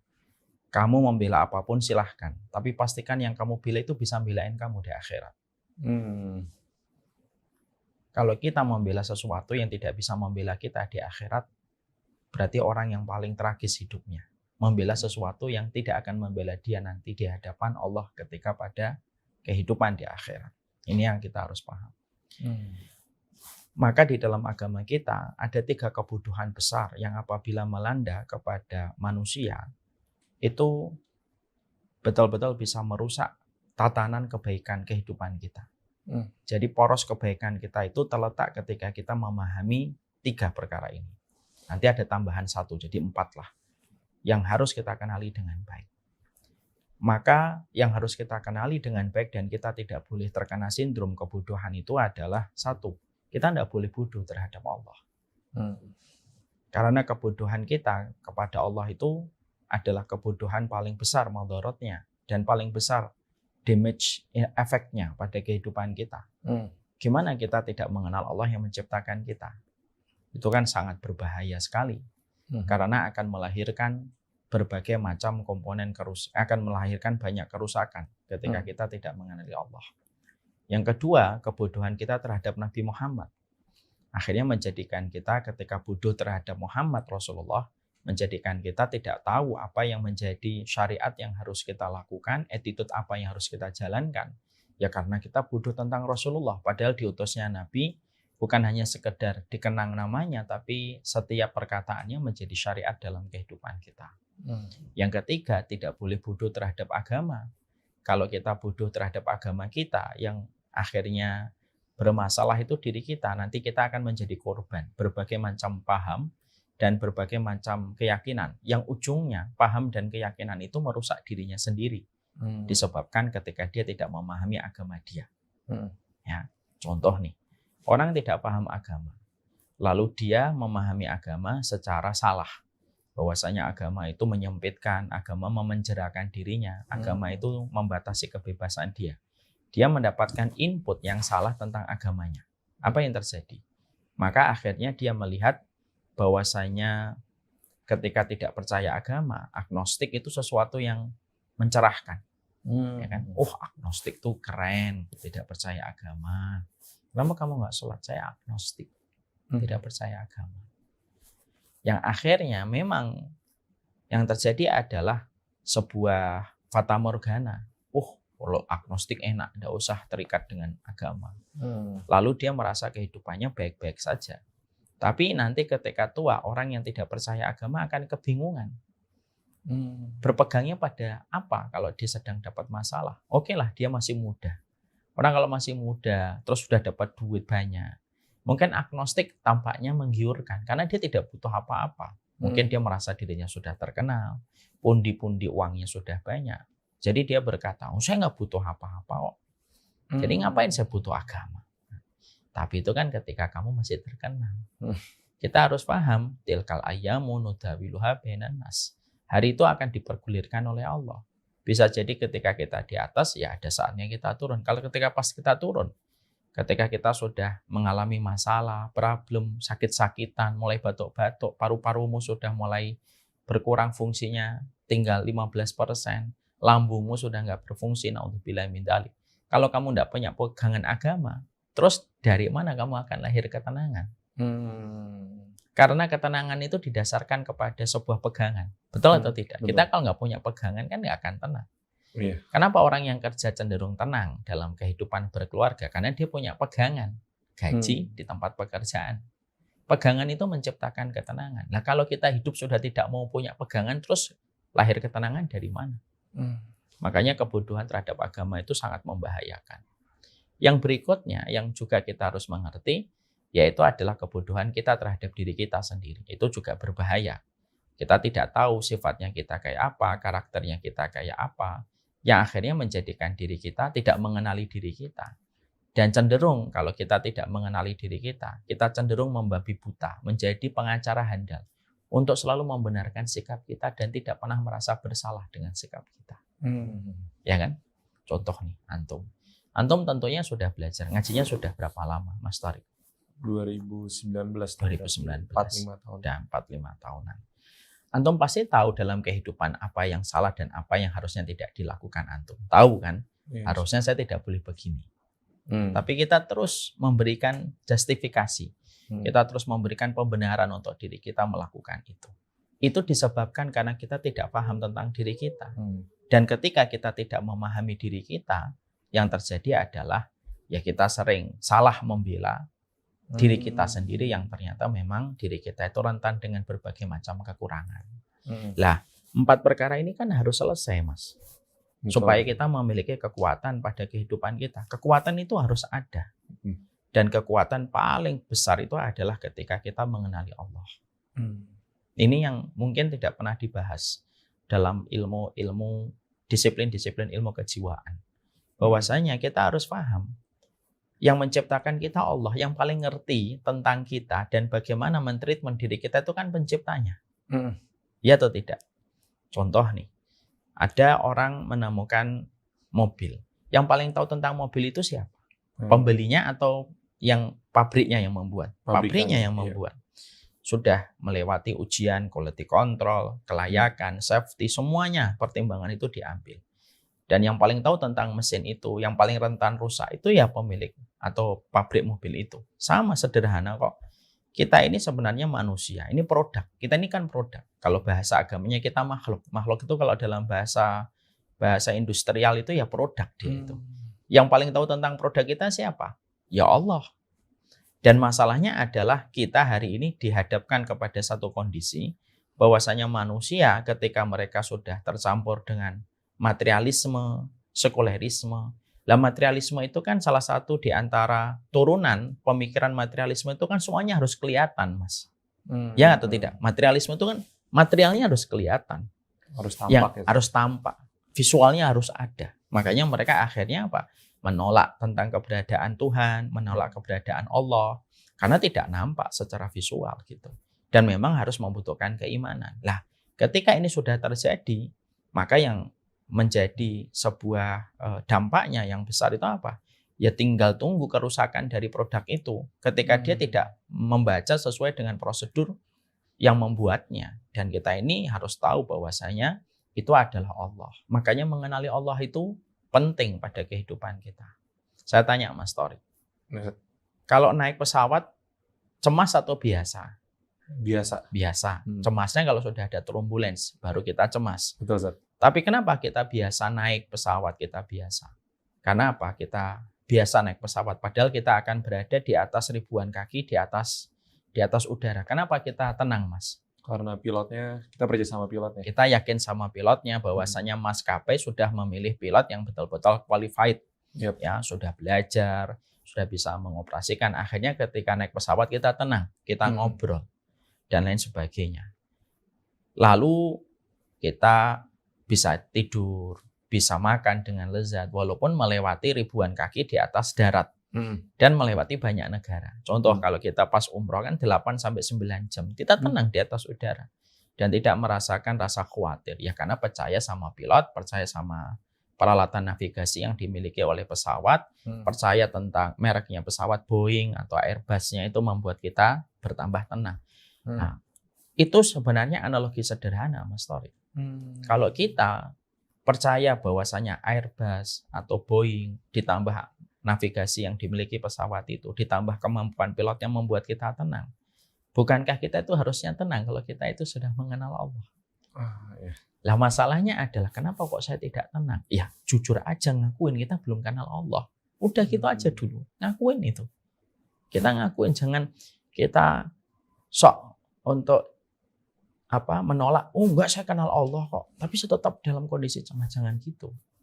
Mungkin kita memang sumbernya nggak mengenal Allah. Dan kita harus paham bahwasanya mengenal itu tidak cukup. Karena ada 3 tahapan kata para ulama. Ketika kita berinteraksi kepada Sang Khalik Pencipta. Yaitu adalah 1, mengenal. Yang kedua mengimani. Yang ketiga menghadirkan Allah. Lah orang itu beda-beda Mas dalam 3 proses ini. Dalam 3 konsep ini. Ada yang mengenal Allah tapi belum tentu mengimaninya. Dia kenal Allah. Siapa yang menciptakan alam semesta ini? Allah. Tapi hanya sekadar mengenal. Mengimaninya dan betul-betul kita tunduk kepada Allah. Dalam seluruh apapun yang Allah terapkan pada kehidupan kita, belum tentu kita mengimani Allah. Ya sekadar mengenal. Abu Jahal, Abu Lahab, kenal nggak sama Allah? Kenal. Wala in sa'altahu man khalaqas samawati wal ard la yaquluna Allah. Kalau ditanyakan kepada mereka, siapa yang menciptakan langit dan bumi? Mereka pasti menjawab Allah. Kenal dengan Allah. Tapi apakah mereka mengimani Allah? Belum tentu. Kenal itu belum tentu mengimani. Saya kenal antum, tapi belum tentu saya siap berkomitmen dengan antum. Saya kenal banyak wanita. Saya kenal banyak ibu-ibu. Tapi ketika saya kenal, apakah saya siap berkomitmen dengan wanita-wanita itu? Ya enggak. Saya berkomitmen sama wanita yang saya halalkan. Itu namanya kalau dalam bahasa ininya kayak mengimaninya. Kalau sudah mengimani itu mengambil komitmen. Ya kan? Mengambil komitmen. Saya mengimani Allah. Berarti saya harus siap mengambil komitmen.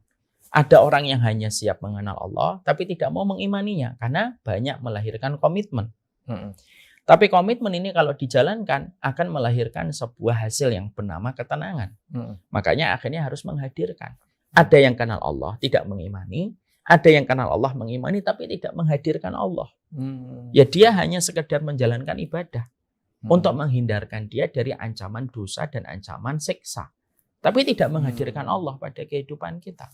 Dan itu akan menimbulkan kegelisahan demi kegelisahan di dalam kehidupan kita. Kegelisahan itu dimulai saat ketika kita lupa siapa yang mengatur kita dan siapa yang mengarahkan kehidupan kita dalam perkara kecil ataupun perkara besar pada kehidupan kita. Itu masalah yang kita pasti akan jumpai. Makanya saya tertarik apa yang disampaikan oleh Imam Ibnu Qayyim, oleh Syekh Utsaimin, salah satu ulama besar. Beliau berkata, sumber kegelisahan manusia itu ketika mereka tidak mengenali Allah.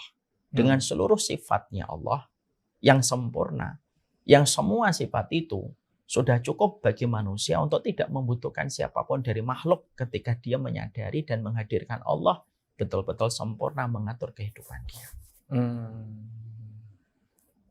Menghadirkan Allah itu susah, Mas. Antum bisa mengimani Allah ketika di majelis ilmu, tapi belum tentu antum bisa menghadirkan Allah ketika selesai dari majelis ilmu. PR besar kita setiap hari itu menghadirkan Allah. Itu PR besarnya kita setiap waktu dan setiap saatnya. Dan kita pada kehidupan itu sebenarnya apapun episode yang kita lewati, kita ini sebenarnya pindah dari satu keyakinan kita kepada sifatnya Allah kepada keyakinan kita kepada sifatnya Allah yang lain.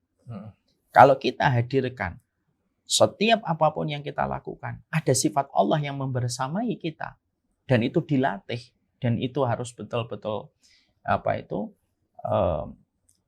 kita harus betul-betul melatihnya setiap waktunya. Itu yang akan menimbulkan salah satu sumber ketenangan pada kehidupan kita. Yang harus dilatih. Contoh nih. Saya ambilkan sebuah contoh sederhana dari saya dulu ya Mas. Contoh konkretnya. Saya ketika meninggal ibu saya, ini kisah ini sering saya sampaikan dalam banyak kesempatan. Saya ketika meninggalnya ibu saya, sedihnya luar biasa Mas. Tapi bukan hanya sedih, memikirkan ibu yang wafat. Tapi yang saya pikirkan adalah kedua kakak saya. Kedua kakak saya adalah dua makhluk yang semenjak kecil tidak pernah pisah dari ibu saya. Karena mereka cerebral palsy. Kalau saya kan keluar, main. Ketika SMA saya di pondok. Ketika habis SMA saya melanjutkan universitas. Kalau kedua kakak saya kan tidak. Mereka tidak sekolah SLB waktu kecil. Tapi tiap hari 24 jam bersama dengan ibu. Ketika meninggal ibu saya membawa jenazah ibu ke rumah. Saya ngeliatin kakak saya itu mikir. Gimana kakak saya akan menghadapi kondisi berat yang tidak pernah mereka dapatkan sebelumnya? Mendapati ibu meninggal dunia. Padahal mereka tidak pernah satu malam pun berpisah dengan ibu kecuali pada waktu ibu haji dan umroh. Puluhan tahun mereka bersama dengan ibu. Maka ketika saya menguburkan ibu saya, pulang ke rumah itu saya sembari mikir panjang. Ya Allah, siapa yang nanti saya jawab apa kalau kakak saya nanya, Bu Endi itu bahasa Jawa, ibu mana? Tapi ternyata ketika saya pulang, Mas, demi Allah, saya pulang, kakak saya itu nggak pernah nanya lagi ibunya di mana. Padahal itu tidak pernah terjadi. Tidak sama sekali pernah terjadi. Ketika ibu saya masih hidup. Ibu saya kalau masih hidup, pergi sebentar itu bisa ditanya puluhan kali kemana ibu pergi. Tapi ketika ibu meninggal dunia, seakan-akan, dalam tanda kutip, Allah itu memegang hati dan sanubari kakak-kakak saya dan mengatakan, sudah ya ibumu sudah meninggal, nggak usah tanya-tanya lagi. Dan nggak pernah tanya, Mas. Sampai hari ini nggak pernah nanya tentang ibu di mana. Nggak pernah sama sekali. Nggak pernah sama sekali. Di situ saya baru tersadar, Allah itu Al-Hafidh. Allah itu Maha Penjaga. Di situ kalau kita akhirnya menghadirkan Allah pada setiap episode yang kita jalani, di situ akan lahir ketenangan. Karena ketenangan itu ketika kita tahu kita berpegang kepada siapa. Lah itulah salah satu sumber krisis kita. Tidak pernah melibatkan Allah dan tidak pernah menghadirkan Allah dengan seluruh sifatnya yang sempurna. Dalam apa yang kita jalani. Sehingga akhirnya semua masalah itu tampak besar. Karena kita tidak pernah berpegang kepada sesuatu yang lebih besar daripada masalah itu. Makanya kan ada sebuah kalimat bijak motivasi. Kalau kamu sedang mendapati masalah, katakan pada masalahmu, saya punya Allah yang lebih besar daripada masalah yang saya hadapi. Ya atau tidak? Antum ketika sedang berbisnis, tiba-tiba antum rugi dalam bisnisnya. Disitulah kita belajar, hadirkan Allah. Allah itu Ar-Razzaq. Bisnis itu bukan berarti kita nanti langsung miskin dan tidak bisa makan, kan? Karena yang memberi rezeki itu bukan keuntungan. Yang memberikan kita rezeki bukan karena profit atau bukan hilangnya rezeki itu bukan karena kita rugi, enggak. Tapi kalau kita yakin bahwasanya itu adalah Allah adalah Ar-Razzaq, kita jadinya tenang. Ketika berbisnis itu tenang. Tidak akan lahir kecemasan di dalam berbisnis. Kita bersahaja di dalam kita berbisnis. Makanya sampai ada tulisan-tulisan yang menggugah hati orang yang membacanya. Gimana saya takut miskin kalau saya adalah bersandar kepada Zat yang Maha Kaya. Itu kan menenangkan. Kita hanya menenangkan. Kita berselisih sama pasangan kita.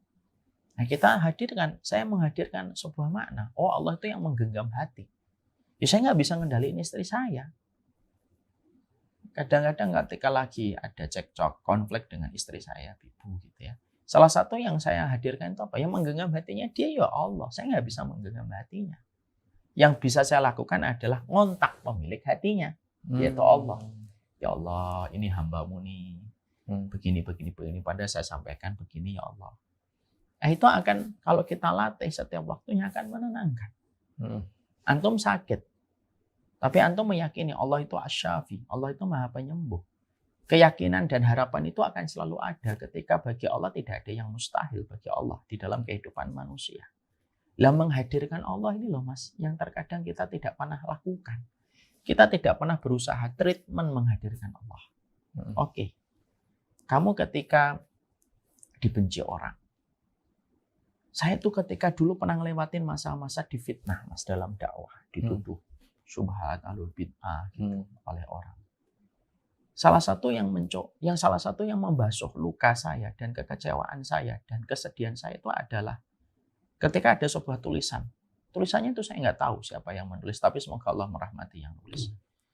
Beliau mengatakan, seberapapun kamu dihujat manusia, tidak akan mengurangi kedudukan kamu di hadapan Allah. Akhirnya kita tahu, oh Allah itu Al-Basir, Allah itu Maha Melihat. Sudah cukup bagi kita tanggung jawabnya laporan sama Allah. Dan kita tidak bisa memuaskan setiap makhluk. Allah tahu kok apa yang saya lakukan. Allah tahu apa yang saya ucapkan, apakah berdasarkan ilmu atau tidak. Allah yang paling tahu. Cukup bagi kita memberikan apa yang kita lakukan hanya kepada Allah. Maka akhirnya, itu tuh langsung tenang saya. Saya nggak pernah, akhirnya udahlah mau mencela, mau hujat. Kalaupun saya jelaskan, bagi orang yang senang dengan saya tidak membutuhkan, bagi orang yang membenci saya, kalau udah benci mau diapain? Betul. Ada banyak ikhwan, ada banyak laki-laki yang ketemu saya itu nggak suka. Padahal ketemu saya juga enggak. Ngobrol dengan saya juga nggak pernah. Tapi sudah termakan berita-berita yang dia dengarkan dari orang yang sebenarnya juga nggak pernah ketemu dengan saya. Namanya dakwah, kita akan bertemu dengan orang yang cinta sama kita dan bertemu dengan orang yang benci sama kita. Siapa yang bisa menyembuhkan? Ya kembali kita mengenali Allah. Nah itu yang terkadang hilang. Kalau Mas Thorik tiba-tiba menghadapi masalah, pekerjaan Mas tidak dihargai. Mas ikut tuh dalam satu komunitas dakwah. Ternyata posisinya Mas Thorik tidak dihargai. Pandangannya tidak dihargai.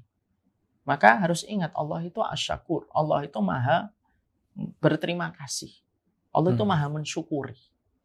Kalaupun kamu tidak dihargai oleh manusia, nanti dihargai kok sama Allah. Karena apa? Karena bagi Allah itu sangat menghargai. Walaupun pekerjaan kamu hanya seberat biji atom kebaikan yang kamu lakukan. Allah tetap menghargai. Itu yang menjadikan akhirnya lahir ketenangan demi ketenangan. Ya? Kita menghadapi kekecewaan kita sama atasan gitu ya. Lalu atasan itu ternyata menyudutkan kita, mendiskreditkan kita. Padahal kita jujur dalam pekerjaan kita. Tapi ternyata ada teman kita penjilat, kita tahulah karakternya kayak apa. Ya penjilatnya, bagaimana carmuknya, cari mukanya, tapi justru dipuji sama atasan. Padahal atasan tidak tahu. Ya sudah, kita menggunakan salah satu di antara sifatnya Allah.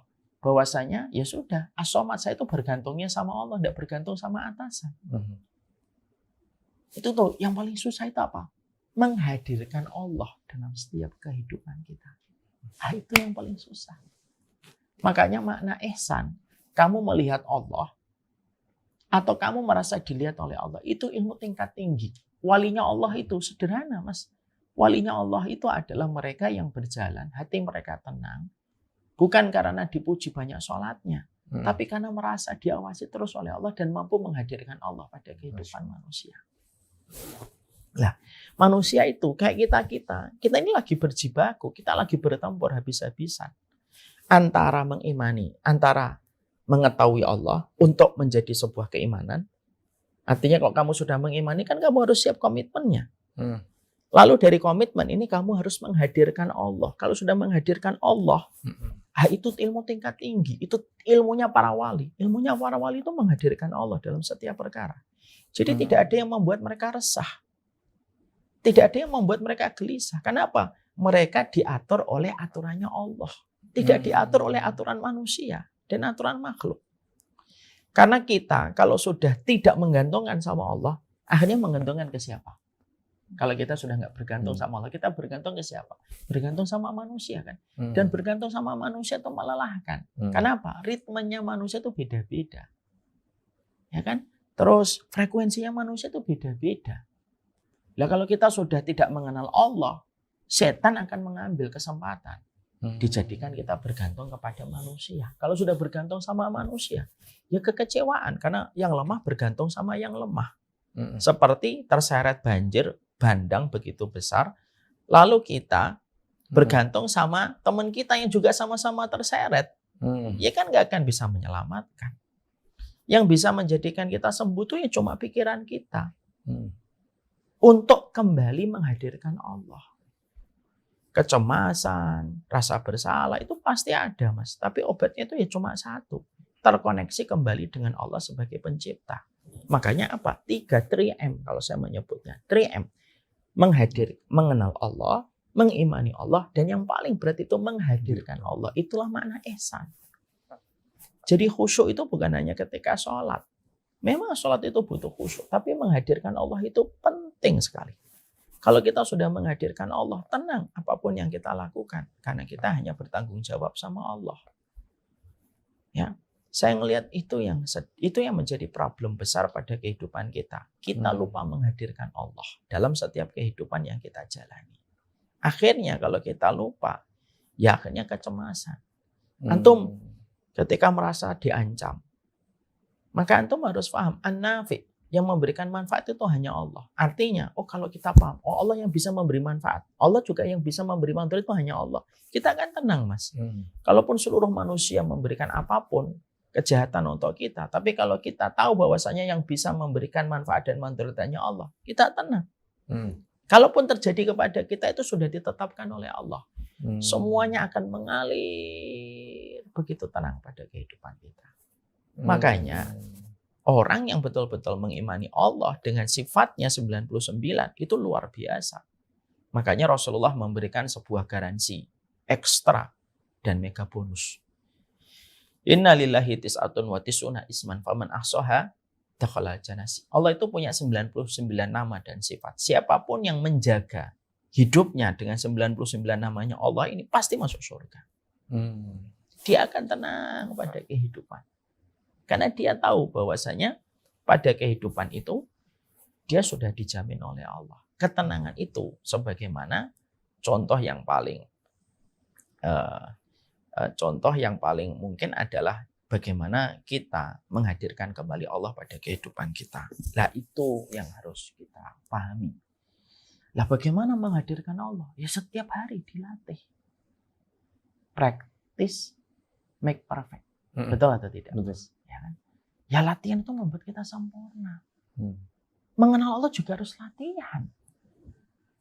Kan saya sudah pernah sampaikan. Kenapa Cristiano Ronaldo menjadi sedemikian perfectnya bersama Messi? Kuncinya apa, Mas? Apakah dia lahir langsung bisa main bola? Kan enggak. Tapi seorang Messi, seorang Ronaldo bisa kayak gitu karena dilatih kan? Mereka latihan tiap hari, tiap waktu mereka latihan, tiap waktu. Mungkin ada bawaan dia dari bawaan itu sudah memang talentanya memang sudah ada, tapi talenta tanpa diasah itu kan nggak ada. Betul. Cristiano Ronaldo itu pernah bilang talent without practice nothing.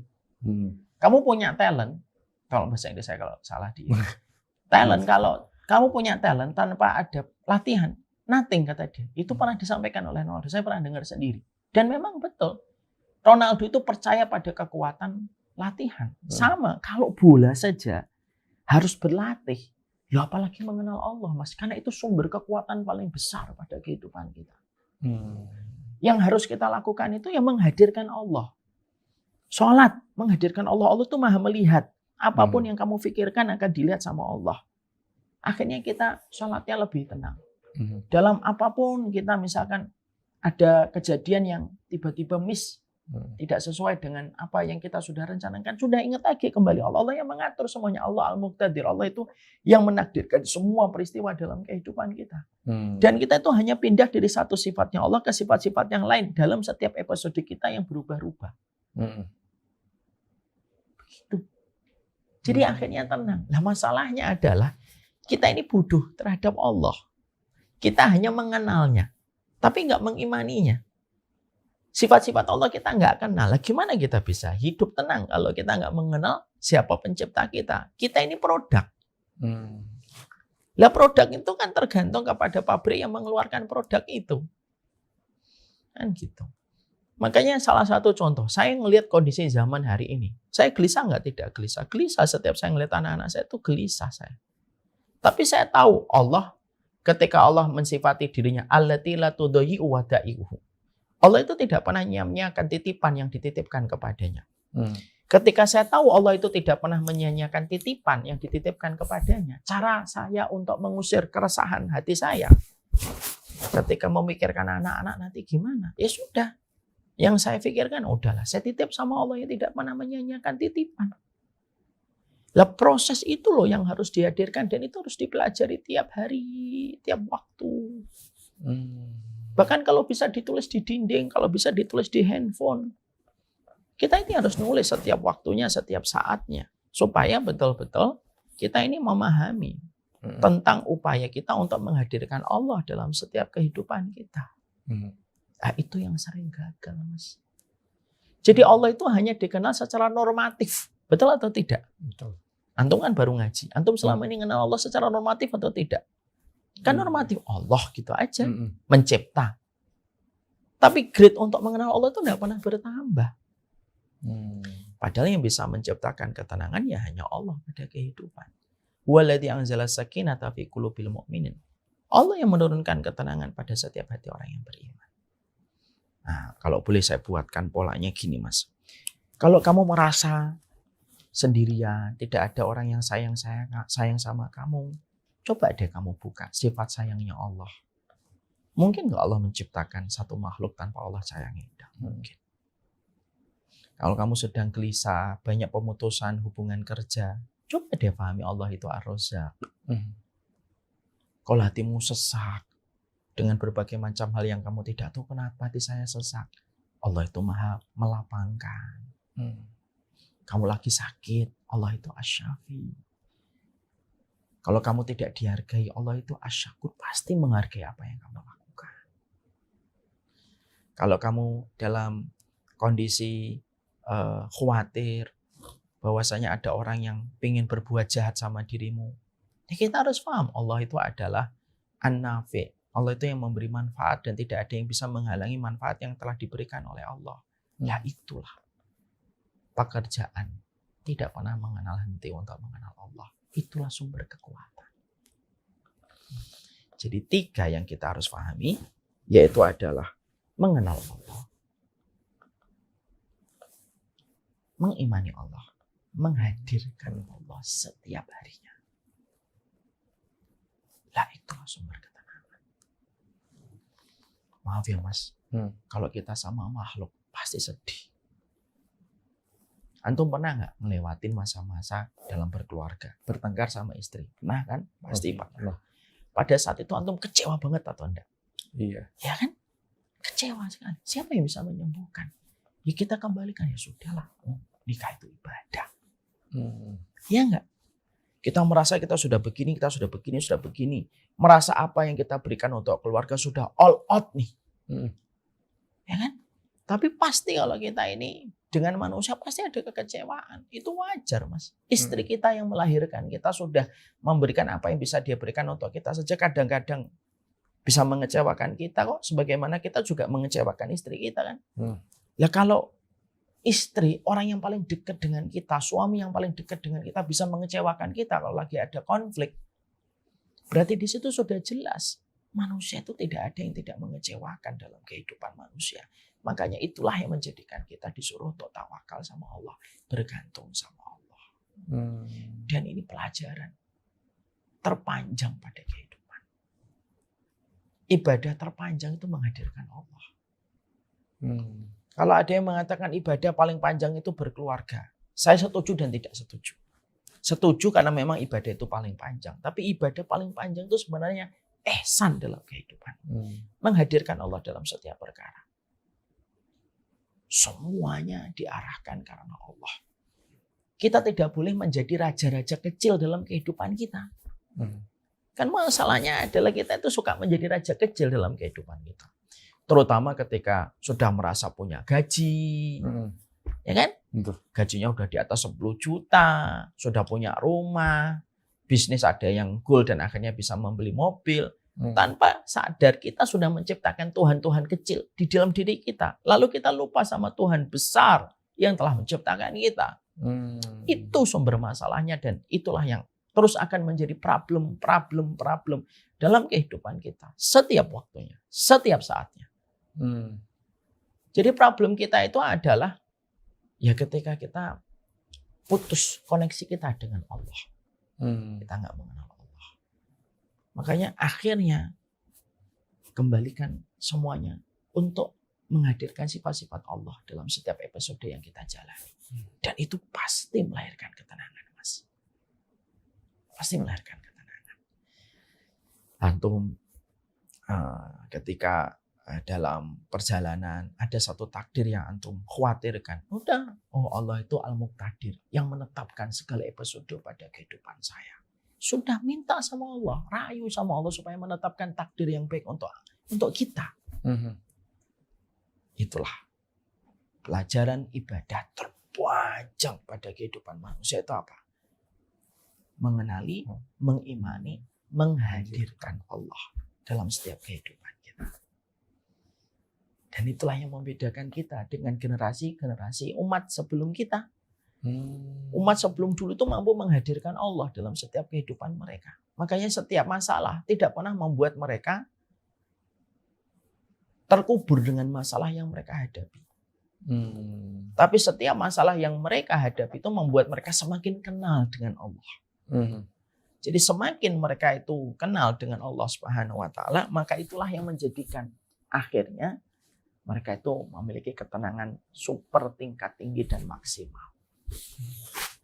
Nah, sekarang supaya keterangan ini tidak sekedar normatif. Mungkin ada yang nanya, terus gimana menghadirkan Allah, Ustaz? Ya kenallah nama-namanya, sifat-sifatnya ada 99 itu. Dan nama-nama Allah tidak hanya 99, lebih dari 99 yang Allah tidak semuanya Allah ceritakan sifat-sifat itu. Kalau kita sudah betul-betul menghadirkan Allah, kita ini wali, Mas. Jadi kalau mau latihan jadi walinya Allah, saya pengen jadi walinya Allah. Salah satu makom dan posisi yang hari ini orang lupa, pengen jadi walinya Allah. Kalau pengen jadi walinya Allah itu satu, kenali Allah dan hadirkan Allah. Dan itulah salah satu di antara posisi terbaik kalau kita pengen menjadi wali, yaitu adalah menghadirkan Allah dalam kehidupan kita, dalam setiap episode yang telah kita dalam setiap episode yang kita jalani pada kehidupan dan aktivitas kita. Itu yang sering hilang, Mas. Makanya maaf ya, seluruh aktivitas media sosial itu sebenarnya sedang menyibukkan kita dengan makhluk dan akhirnya kita lupa terkoneksi dengan Allah. Itulah salah satu problem kita. Jujur deh, kita akui dan tidak kita akui bahwasanya media sosial itu kan menghadirkan, ya kan, menghadirkan makhluk dengan seluruh aktivitasnya. Ada yang melakukan ini sama istrinya, ada yang melakukan ini dengan aktivitasnya, kan selalu gitu. Slide-nya kan gitu, tiap hari kan, Mas. Kita hadirkan, ini lakukan ini melakukan ini melakukan ini melakukan ini melakukan ini. Terus saja slide-nya kayak gitu. Dan akhirnya kita lupa untuk kembali sama Allah yang menciptakan kita. Makanya maaf ya, orang-orang barat aja sekalipun hari ini kan mereka sudah sering menyampaikan sebuah advice, detox dari media sosial. Karena media sosial itu akan merusak kamu kalau sudah berlebihan kan. Makanya ada sebuah film ya, saya dulu di-share dari salah satu jamaah gitu ya, dari Mario kalau tidak salah. Mario itu pernah nge-share saya sebuah video. Intinya dalam video tersebut adalah produk yang menyebut pemakainya dengan user itu setidaknya 2. Narkoba sama media. Kan disebutnya itu user ya, pengguna. Narkoba menyebut penggunanya itu dengan kata pengguna, media juga sama. Kenapa? Tingkat adiktifnya itu sama, kecanduannya itu pun sama. Nah, makanya itu yang harus kita waspadai. Karena yang membuat kita ke-distract untuk tidak mengenali Allah itu ya pertama pendidikan agama yang sangat lemah untuk tidak menghadirkan Allah pada kehidupan kita. Yang kedua ya banyaknya distract yang ada dalam kehidupan di sekeliling kita yang menjadikan kita akhirnya ya tidak menghadirkan Allah dalam apa yang kita sedang lakukan. Gitu, Mas. Makanya kenapa kok saya akhirnya mencoba merapikan puzzle-puzzle ya. Kenapa dalam Islam itu kita dianjurkan untuk tidak banyak bergaul luas banget, itu jangan gitu. Karena ternyata memang bergaul terlalu luas itu menjadikan kita sibuk. Mengcover satu persatu di antara komunitas pergaulan kita yang terlalu luas kan. Akhirnya kita lupa sama Allah. Ya kan? Kenapa kita menjumpai adanya lagu-lagu, kalau dalam sebagian besar para ulama itu mengharumkan gitu. Karena terkadang lagu-lagu itu berpotensi besar untuk memutuskan dirimu untuk bisa menghadirkan Allah. Itu yang kita harus pahami. Jadi memang PR besar kita itu adalah menghadirkan Allah. Seorang ulama atau seorang ustadz sekalipun kan belum tentu dia bisa menghadirkan Allah setiap waktu dan setiap saatnya. Karena itu PR besar. Mindfulness terbesar dan teragung itu mindfulness tentang Allah yang terus membersamai kita dalam kehidupan. Dan itulah ketenangan yang kita kejar. Kita pengen merasakan ketenangan. Sebagaimana ketenangan ketika kita naik pesawat. Ketika kita yakin pilotnya itu insya Allah akan menyelamatkan kita dalam tanda kutip. Dengan kemampuan yang dia miliki, navigasi dan pesawat yang dia kendarai. Nah itulah yang akhirnya menjadi salah satu aktivitas kita. Kenali Allah. Imani Allah. Hadirkan Allah setiap waktunya. Setiap saatnya. Karena semua itu miliknya Allah. Semua itu miliknya Allah. Saya tuh terus terang ya Mas, contoh dalam dakwah. Saya mencoba menghadirkan Allah dalam dakwah itu contoh prakteknya gini. Kadang-kadang kan kita tentunya antum paham dalam urusan dakwah itu kos dalam satu produk dakwah itu kan nggak murah. Antum kan paham ya. Di sini aja mungkin sebulannya antum bisa perkirakan berapa di RKDS, Rumah Kreativitas Dakwah Syamilah. Tapi saya tuh kadang menghibur hati saya di tengah kadang-kadang dilaporin, nanti Ustadz ini uang untuk ini sudah mulai menipis gitu.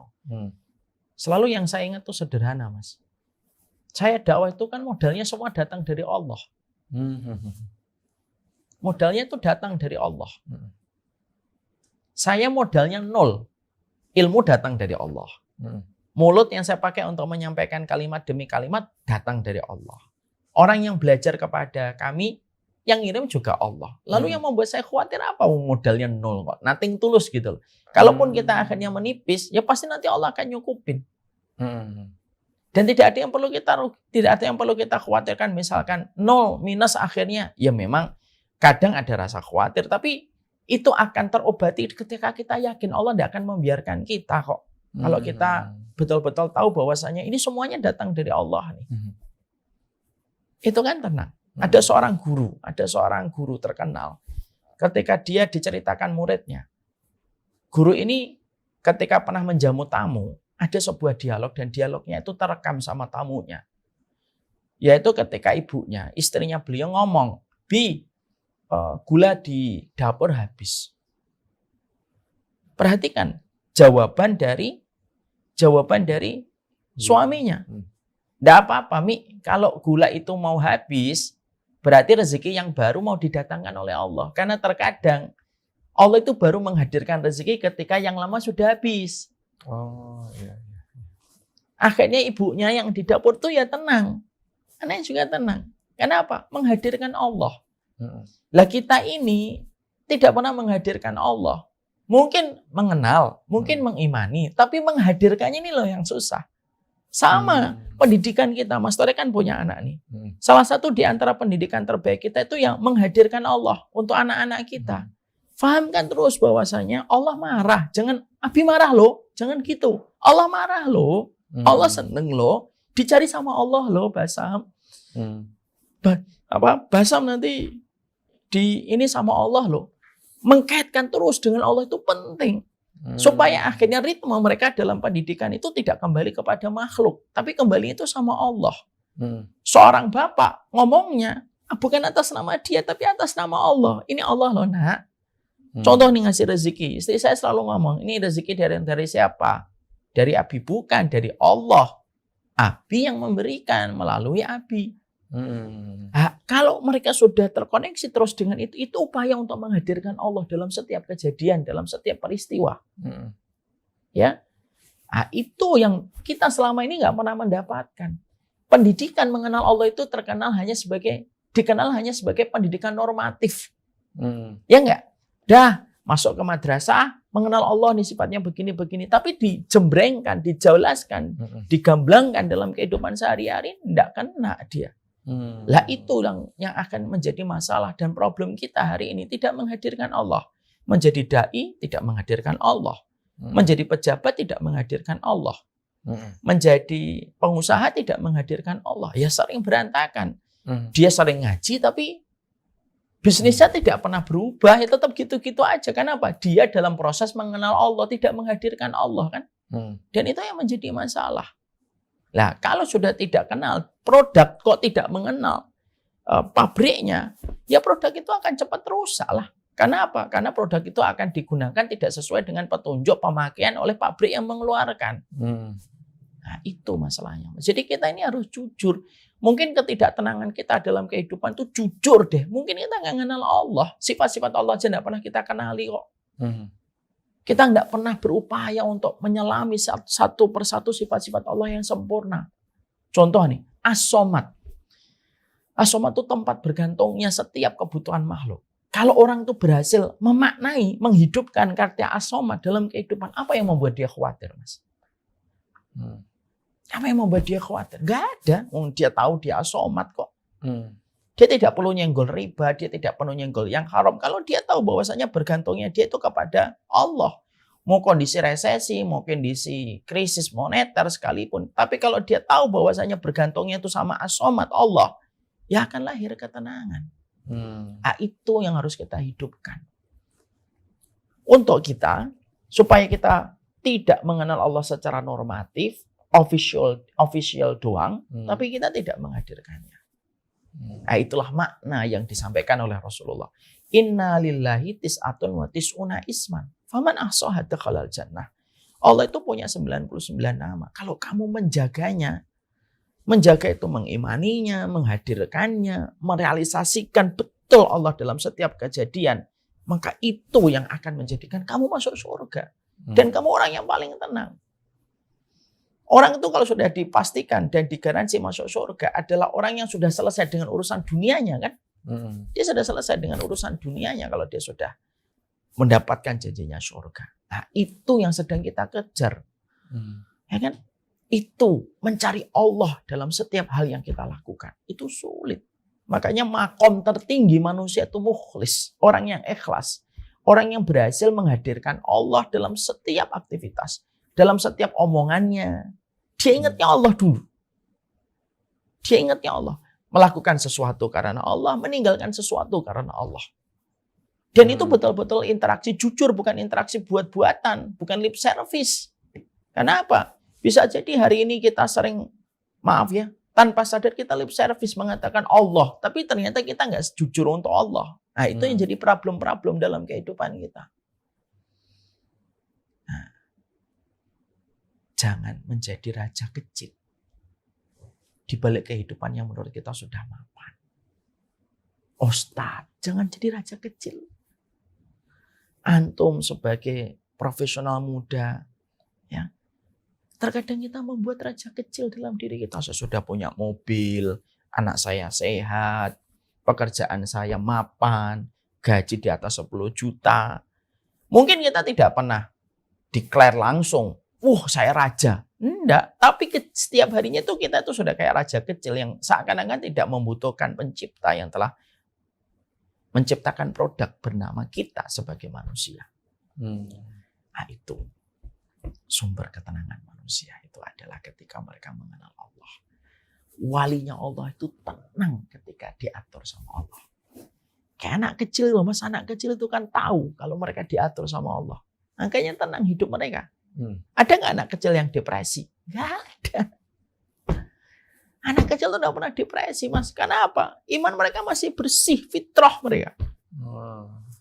Mereka kalau sakit, mereka tidak pernah menyalahkan Allah. Kalau makan dan nyari minuman, mereka tidak pernah nyalahkan Allah. Karena dia tahu hidup semuanya sudah ditanggung sama Allah. Makanya anak kecil itu tenang. Main bola, ya nangis ketika bolanya diambil orang. Sebentar setelah itu balik lagi normal. Anak kecil kan gitu. Anak kecil itu anak kecil itu produk makhluk yang paling bisa menghadirkan Allah dalam kehidupan mereka. Kalau mereka masih terjaga fitrahnya. Kecuali orang tua yang sudah merusak fitrah itu. Mereka tenang, Mas, dalam kehidupan. Makanya maaf ya, anak kecil kalau belum terkontaminasi dengan berita, belum terkontaminasi dengan tayangan apapun, dia masuk ke kamar mandi gelap pun nggak akan takut dia. Kapan anak kecil mulai takut? Ketika tiba-tiba dia melihat tayangan hantu. Yang kita nggak sadari ketika pas ngasih YouTube, akhirnya tayangan hantu itu merusak fitrahnya dia. Masuk kamar mandi mulai takut. Ada kejadian kayak gitu. Contohnya di keluarga saya. Ada kakaknya suka melihat tayangan hantu. Sudah saya ingatkan gitu ya. Tapi pernah melihat beberapa tayangan hantu. Yang akhirnya dia ketakutan. Ketakutan itu dilihat sama adiknya. Yang adiknya asalnya tidak takut, jadi ikut-ikutan takut. Itu namanya merusak fitrah. Sebenarnya mereka nggak pernah takut. Yang namanya bayi nggak pernah takut kan. Nah itu. Nah itulah yang. Makanya kata Imam salah satu ulama Syatibi atau siapa ya, itu mengatakan kalau kamu memiliki sifat kayak anak kecil, kamu itu walinya Allah. Sifat anak kecil itu apa? Kalau makan, maka bareng-bareng. Kalau bermusuhan, cepat dia rujuk kembali. Namanya anak kecil. Bahasa Mbak Sim kalau bertengkar atau tidak bertengkar. Tapi 2 menit, 3 menit sudah ketawa lagi, sudah dorong-dorongan lagi. Ya. Mereka kalau sakit tidak menyalahkan siapapun. Mereka tidak pernah khawatir terhadap rezeki. Itu sifat-sifatnya anak kecil. Karena mereka betul-betul mengenali Allah. Kalau kita punya sifat kayak gitu, kita ini walinya Allah. Jadi profesi menjadi walinya Allah itu adalah mampu menghadirkan Allah dalam setiap keseharian kita. Ya kan? Contoh nih yang ngaji sama kita sekarang.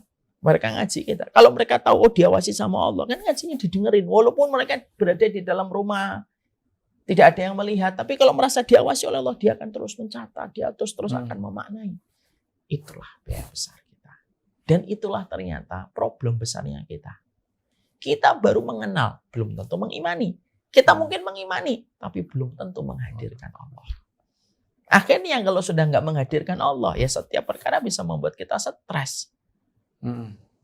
Mencintai manusia, melebihi cinta kita sama Allah karena lupa menghadirkan Allah, ya manusia itu akan mengecewakan kita.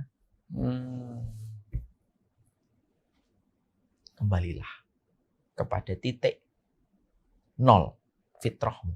Titik 0 fitrah itu apa? Ya. Alastu birabbikum? Apakah saya adalah Rabbmu? Kita dulu di waktu dalam rahim ibu kita mengatakan, iya, engkau adalah Rabb kami. Itulah titik 0 fitrah manusia. Mengenal Allah, menghadirkan Allah. Semoga PR ini kita latih tiap waktu. Practice, make perfect. Menjadi walinya Allah itu sederhana. Kamu hadirkan Allah. Kalau kamu hadirkan Allah, malam seletih apapun kamu bangun subuhnya. Seletih apapun. Kalau kita menghadirkan Allah, sekuat apapun korupsi yang terjadi, kamu tetap sikoh untuk tetap yakin dengan kejujuran kamu akan membawa sebuah kecukupan. Yang mencukupi itu Allah. Al-Muqit. Bukan manusia yang mencukupi. Kalau kita menetapkan profit, uang gak akan cukup seberapapun itu. Nargetkan 2 miliar, pengennya 3 miliar. Pengen 3 miliar, pengennya 5 miliar. Dia lupa Allah itu dihadirkan Al-Muqit, Maha mencukupi. Ya. Kalau kita tidak yakin dengan itu ya, akhirnya apa? Terus merasa, oh nanti anak saya sekolahnya ini. Kan sering kita dapetin pembicaraan orang tua, anaknya cuma 1, tabungannya sudah ratusan juta gitu. Tapi merasa tidak cukup nih nyekolahkan anak. Lah sampai kapan cukupnya? Tetap berusaha. Tapi yang memberikan kecukupan itu hanya Allah. Disitulah lahir sebuah ketenangan hidup. Kapan kita tidak mengenal Allah? Ketika kita menjadi raja-raja kecil pada kehidupan hati kita. Paham Mas? Insya Allah, Ustaz. Masya Allah. Barakallahu fiik.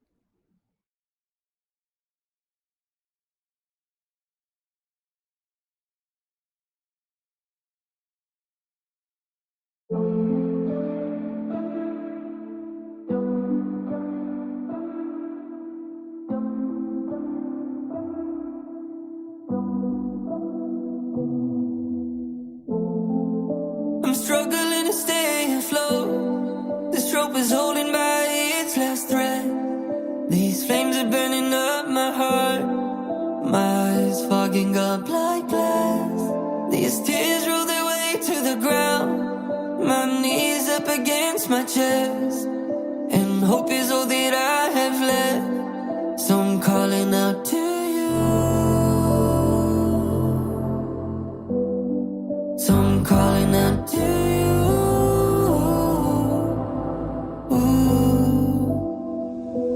Allahumma innaka afuwan tuhibbul afwa